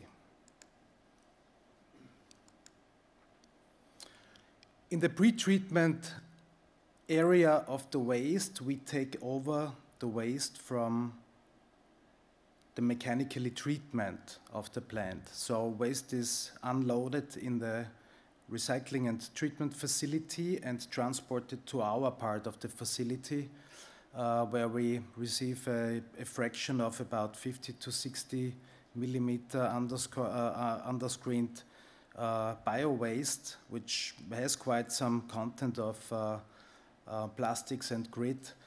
And in our pretreatment unit, we separate the organic fraction from impurities, mainly plastic and stones, grit, and prepare a suspension or soup for the anaerobic digestion process by diluting it with recycling water. So no fresh water needs to be used in our plants, but it is actually a closed cycle, a closed system, where we only use recycling water for diluting the feedstock. In our anaerobic digestion part, we have foreseen 2 lines, basically, since the feedstock of municipal solid waste and sewage sludge must not be mixed. We have basically 2 biogas plants in one area and are using CSTR fermenter steel tanks, and in the anaerobic digestion process we are producing approximately 800 non-cubic meters of biogas, whereas all tanks are also connected to the gas line in order to secure any loss of biogas and also to guarantee that there is no odor emission occurring out of this plant. The biogas is stored then in an external gas holder, and the gas is cleaned and dried and utilized in a combined heat and power engines, producing approximately 16,000 megawatt hours of electricity in this plant.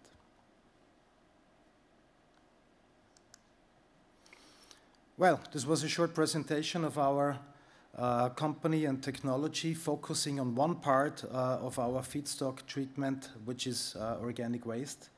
And thank you very much for your attention. Thank you very much for that presentation, Mr. Coeli. We saw that you have a very comprehensive approach across the value chain, but we also heard something about economically feasible plants, and it's always the topic in this regard, and that's why I want you to ask the question, how do you see the potential of utilization of bio-waste in the future?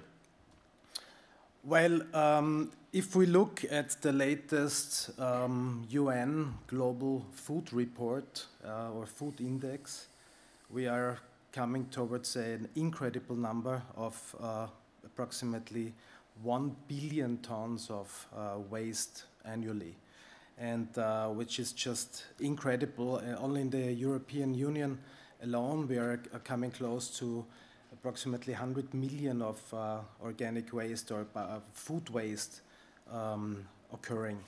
And although the European Union, and there are quite some targets and implementations installed, like the food waste ban from landfills by 2030, or also the reduction of food waste, I think, until 2030 by half. So this is a big challenging target for the European only. There will always be a lot of bio-waste left, which is not being treated optimally or treated in a sustainable way. So the potential still remains incredible for the future. Unfortunately, on one hand, fortunately for the type of biogas plants we are building, of course. Okay, so you mean by the legislative pressure, more advantages and more opportunities will arise. Thank you. Absolutely. Thank you. Just another question, because we saw that plant on Ibiza. What are the challenges in building up a plant on this island? Well, on every touristic island you have first big challenge, you need to hide the waste. There is, of course, tourists love to enjoy a touristic place but don't want to see any waste. So the waste was, the plant was basically built next to a landfill plant, which was a good idea. However, with quite some challenges in regards to footprint. So we had very tight, had to implement a very tight and narrow solution on that very small area of possibility. And beside that, there are about 150,000 people living on this island during the year. And in the summer months, it goes up to 2 million people, 2 million tourists. So we had to design, on the one hand, the peak capacity, on the other hand, the lows, in order to guarantee a stable and sustainable process and constant biogas flow, of course. Yeah. And I would say one, last but not least, when we wanted to, from the marketing perspective, when we wanted to come out with the project to the media, the terminology of Ibiza was quite captured by the Austrian policy in beginning of 2019. So we also had to postpone our rollout campaign a little bit. Yeah. Okay, but you definitely brought the advantage to Ibiza. Yes. So thank you very much for your presentation and your remarks. Thank you very much. All right, ladies and gentlemen, at this stage in the presentation, we are looking at a project, and therefore it's important that we also have our cluster organizations and also our business agencies on the stage, because we also cooperate between these different stages. And therefore, I want to welcome on the stage my well-esteemed colleague, Florian Kamleitner. He's platform manager of the Green Transformation and Bioeconomy platform at the Lower Austrian business location. And he will give us an overview of his green transition strategies. These mainly include circular economy and also bioeconomy and combinations thereof. So we are very excited to see what you're going to present to us. Thank you. Dear ladies and gentlemen, it's a big pleasure for me to be the last speaker between you and the lunch break. So welcome everybody to my 60 minutes keynote lecture that will now separate you from the lunch. Okay, just kidding. I'm from the EcoPlus, the business agency of Lower Austria, and I will today present you the platform for green transformation and bioeconomy. And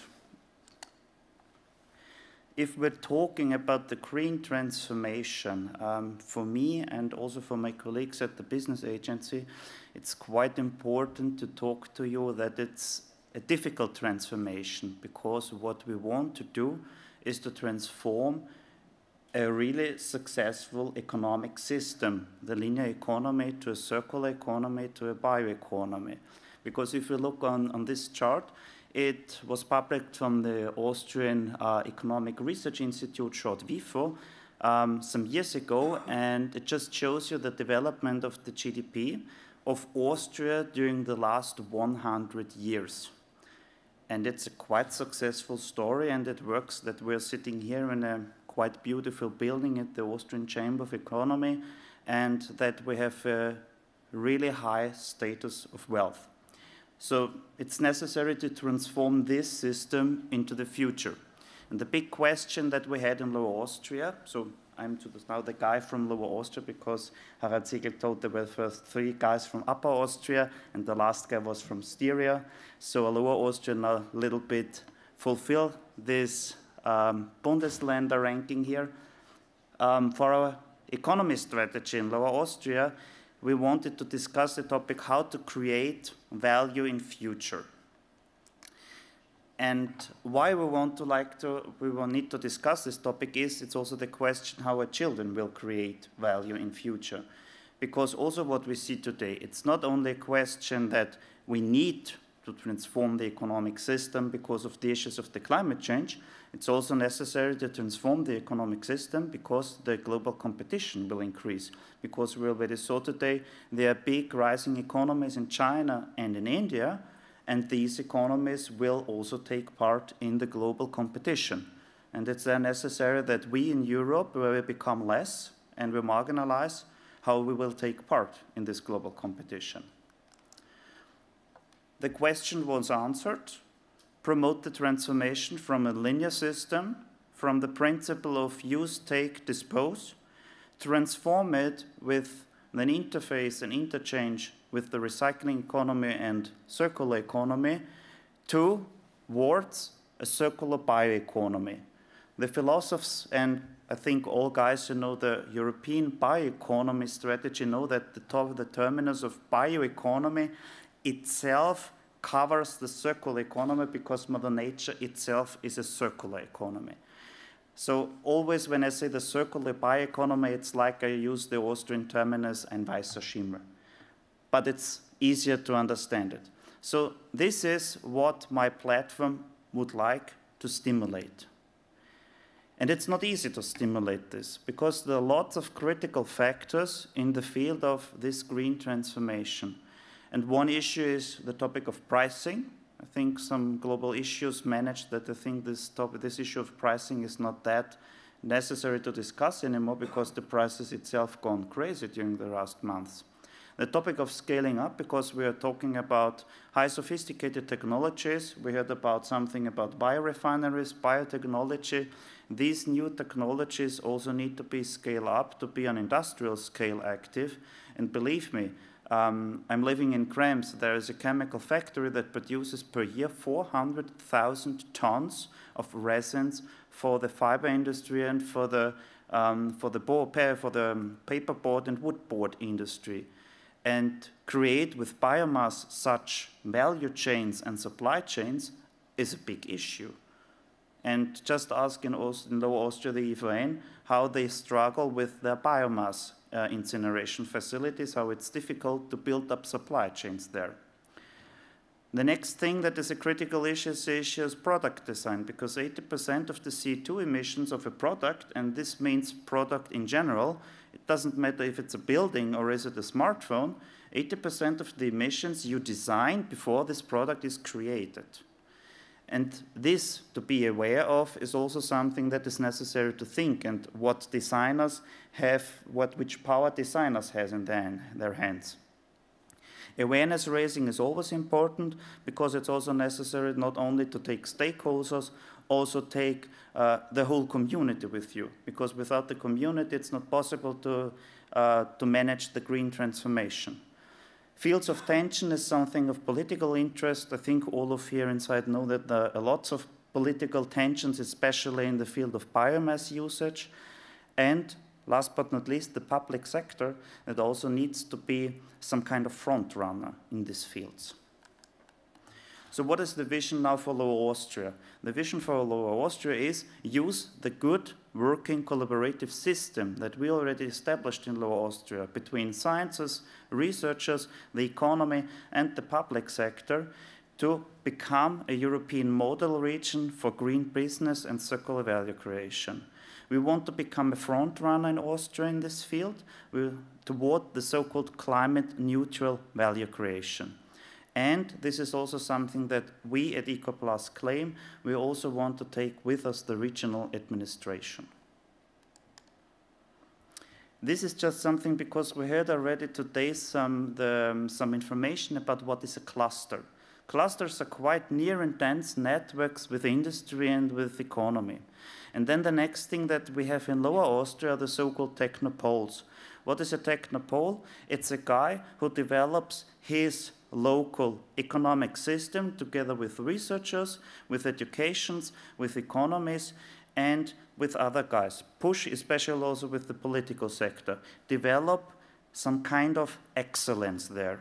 And such excellence we have in tool in the field of biotechnology, the green biotechnology. In Wieselburg, we have their excellence in the field of agricultural biotechnology and bioenergy.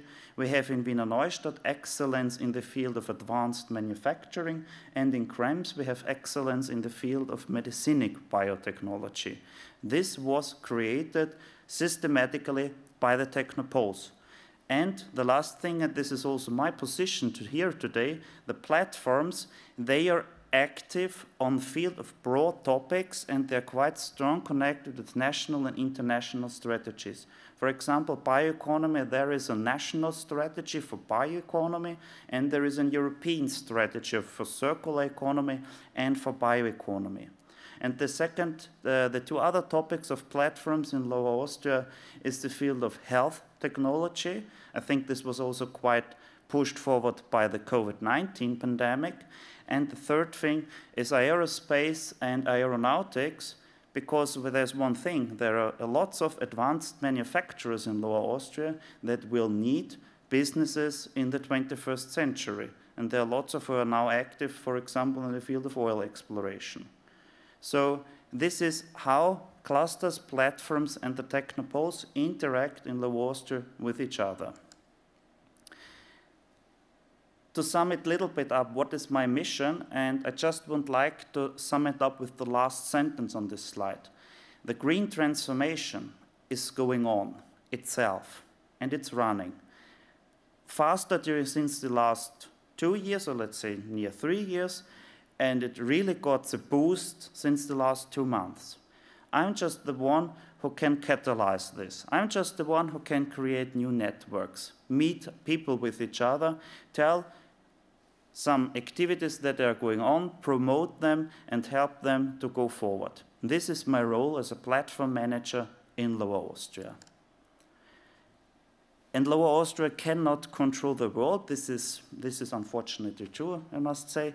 But we have 4 strategic aims in this field.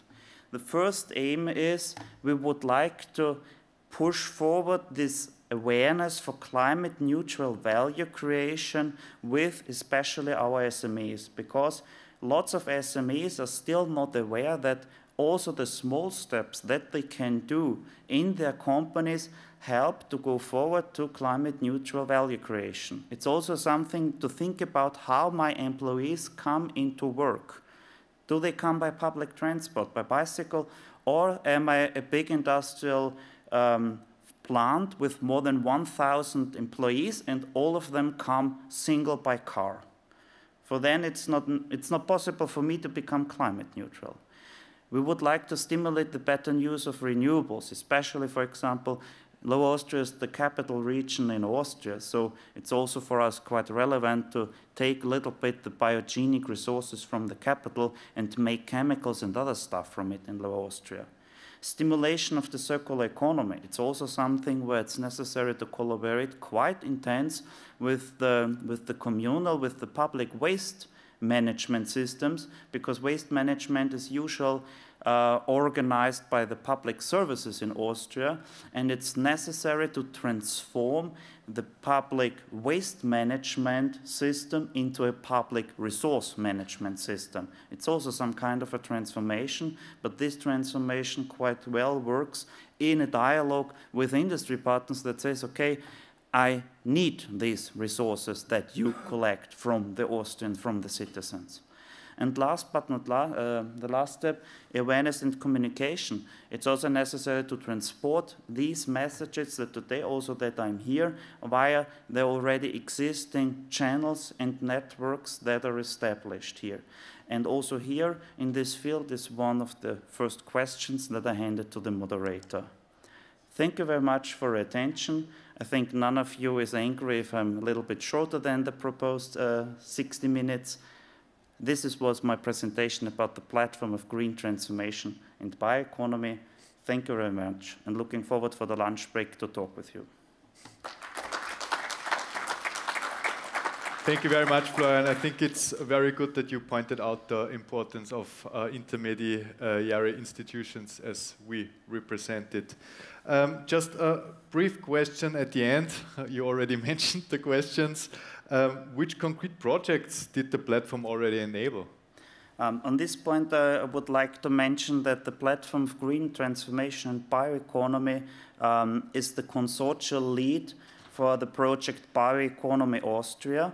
Bioeconomy Austria is funded by the Waldfonds from the Republic of Austria. It's a collaborational project to develop such intermediary in the field of bioeconomy, and this Austrian-wide. So it will be an Austrian-wide network in the field of bioeconomy that connects industry with public stakeholders, first on the point of the wood-based value chain, but it will develop itself in the next 2 years also to all fields of bioeconomy in Austria.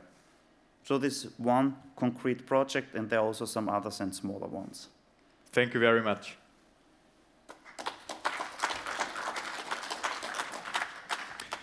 All right, ladies and gentlemen, now we turn our attention to the more technological cycle in regard to circular economy. And for this presentation, I want to call Mr. Martin Weger on the stage, who is from Engel, Austria. Okay, I heard that he also is not available today. So then we have to skip this speaker and go to our next speaker. And I've already seen him today. It's Mr. Reinhard Ungerböck, who is presenting a very interesting project. And he is also project manager at the Energieagentur, at the Grazer Energieagentur, and will go into the depth of a project which deals with zero waste and, to be specific, a second life for used batteries. This is a project with the Saubermacher company, the Energieagentur Graz, as already mentioned, Smart Power, AVL, and Ditest, and the Energie Steiermark. So please, Mr. Ungerböck, start with your presentation. Thank you. Thank you. Today we have about 200 tons of batteries that turn out of mobility usage every year. How much will it be in 2030? Any estimations? Waste industry estimates it will be 10,000 tons per year. This is a factor of 50. And in 2040, waste industry estimates to have 100,000 tons of batteries that turn out of mobility usage every year. And it would be a good idea if we use them for different purposes, for a second life, before we go to recycle them. And we know from, well, you know, I'm from an energy agency, from the plans for energy transition and moving into smart grids, that we will need stationary batteries and energy storages en masse.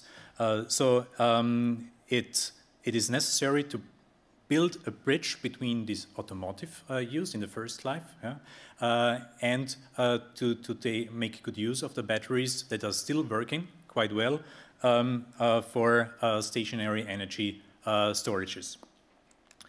So to visualize this, we built this graphic that shows you in the first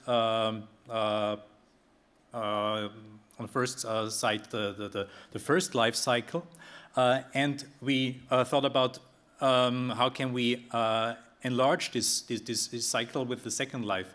And the point of intervention is where you collect the batteries when they turn out of the first life, before they go to recycling. What is necessary to build this market? So there are certain elements that are necessary, because you can't just take a battery out of the car and transport it to a building and just plug it in. So the first thing is you have used batteries. So it's necessary to estimate or measure the state of health of the battery, because we don't know too much about this battery. Maybe OEMs and battery manufacturers know about their batteries because they have access to hidden data and the history of batteries. But if such a battery comes to, for instance, Saubermacher in waste industry, they know hardly anything about this battery. So it's necessary to test them. Also to point out the best usage for the second life. The second question is what to do with these batteries. What is the best use case? So we had this gorgeous project which was founded by the Klima- und Energiefonds, yeah, where we created a planning or dimensioning tool that compares different use cases based on the individual profile of any given company to find the best usage for a battery system. And it's a modular system, so if we have a bunch of cars and certain some batteries, we can configure the right size and power of the battery system. The third question, which is quite interesting for clients, of course, is, does this really work? So we build a prototype. We build a prototype on a small scale with 100 kilowatt hours, which is not very much for industrial purposes, but can be scaled up wherever you want to go. And the last element is a battery rating system to estimate the value of the battery system for recycling purposes and to see what the additional value could be if you go into the second life of the battery and reuse of the battery beforehand. For the different use cases, we also did a comparison of the different use cases and who the target the target group of the different use cases could be. So we start with a peak shaving, obviously only for industrial purposes, PV self-consumption optimization, which can also be used for single households, for instance. But there are also use cases for grid stabilization, the balancing energy market, or even for blackout backup. And depending on the use cases, we have different types of clients. And on this basis, we concentrated on the most prospective use cases, which was peak shaving and the optimization of your PV self-consumption. And our tool makes an automatic optimization almost between those use cases, and the output is what for your facility is the best usage. The basis of this dimensioning tool are the quarterly consumption or power values, which is necessary for peak shaving, obviously, wouldn't be necessary for the optimization of your PV consumption. And spoiler alert, in the Austrian tariff system, peak shaving is not really a good solution. It's very different from other markets, for instance, Germany, where this is really a good working business case. But meanwhile, for Austria, in the meantime, in Austria, we are concentrating on PV self-consumption optimization. The tool gives all kind of technical values and also an economic evaluation.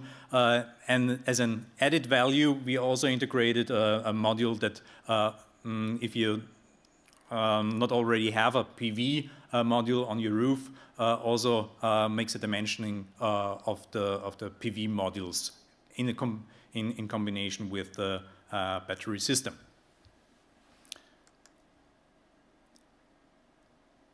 So coming to the pilot site, it's only a 10 feet container, and it was quite quiet, yeah, and not very.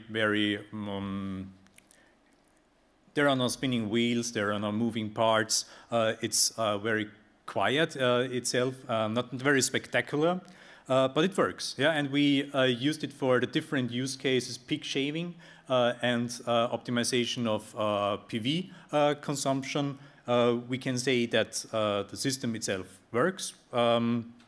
This container can also be visited in the south of Graz if you're interested, or if other companies are interested, and we would be glad if you contact us for this. So coming again to the consortium, because we are only the energy agency in this consortium, although we were leading it. Very important players were Saubermacher AG as a waste industry company, one of the leading ones in Austria, I would say. AVL List, who developed the benchmarking tool. Very important partner, AVL D-Test. They developed the rapid testing device for measuring the state of health of batteries. And last but not least, no, the last one would be Energie Steiermark, but a very important partner, Smart Power, a company from Germany that builds battery storages. And this is also something which might be interesting for Austrian companies. We hardly have any companies in Austria that have expertise in building battery storages, especially based on second life batteries. And as a good connector to the energy community, we have Energie Steiermark in the consortium.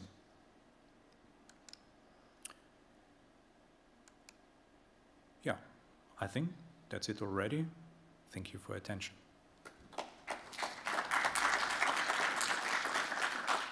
Thank you very much, Mr. Ungerbeck, for this very interesting presentation. You regard it as not so spectacular. I regard it as very spectacular. But that brings me to the question, and it's always the question, and also interesting or very interesting for our audience. Does this market already exist? And what are the forecasts of this market from your point of view? First part of the question, no. So it's very difficult nowadays to build such a storage, because you don't know where to get the batteries from. Yeah? But I already indicated the expectations for waste industry, where the numbers will go to. So the current volume of batteries is equivalent to 30 megawatt hours per year. That's not very much. If we talk about the 100,000 tons of batteries, this is an equivalent of 16 gigawatt hours that could come into the Austrian market each year.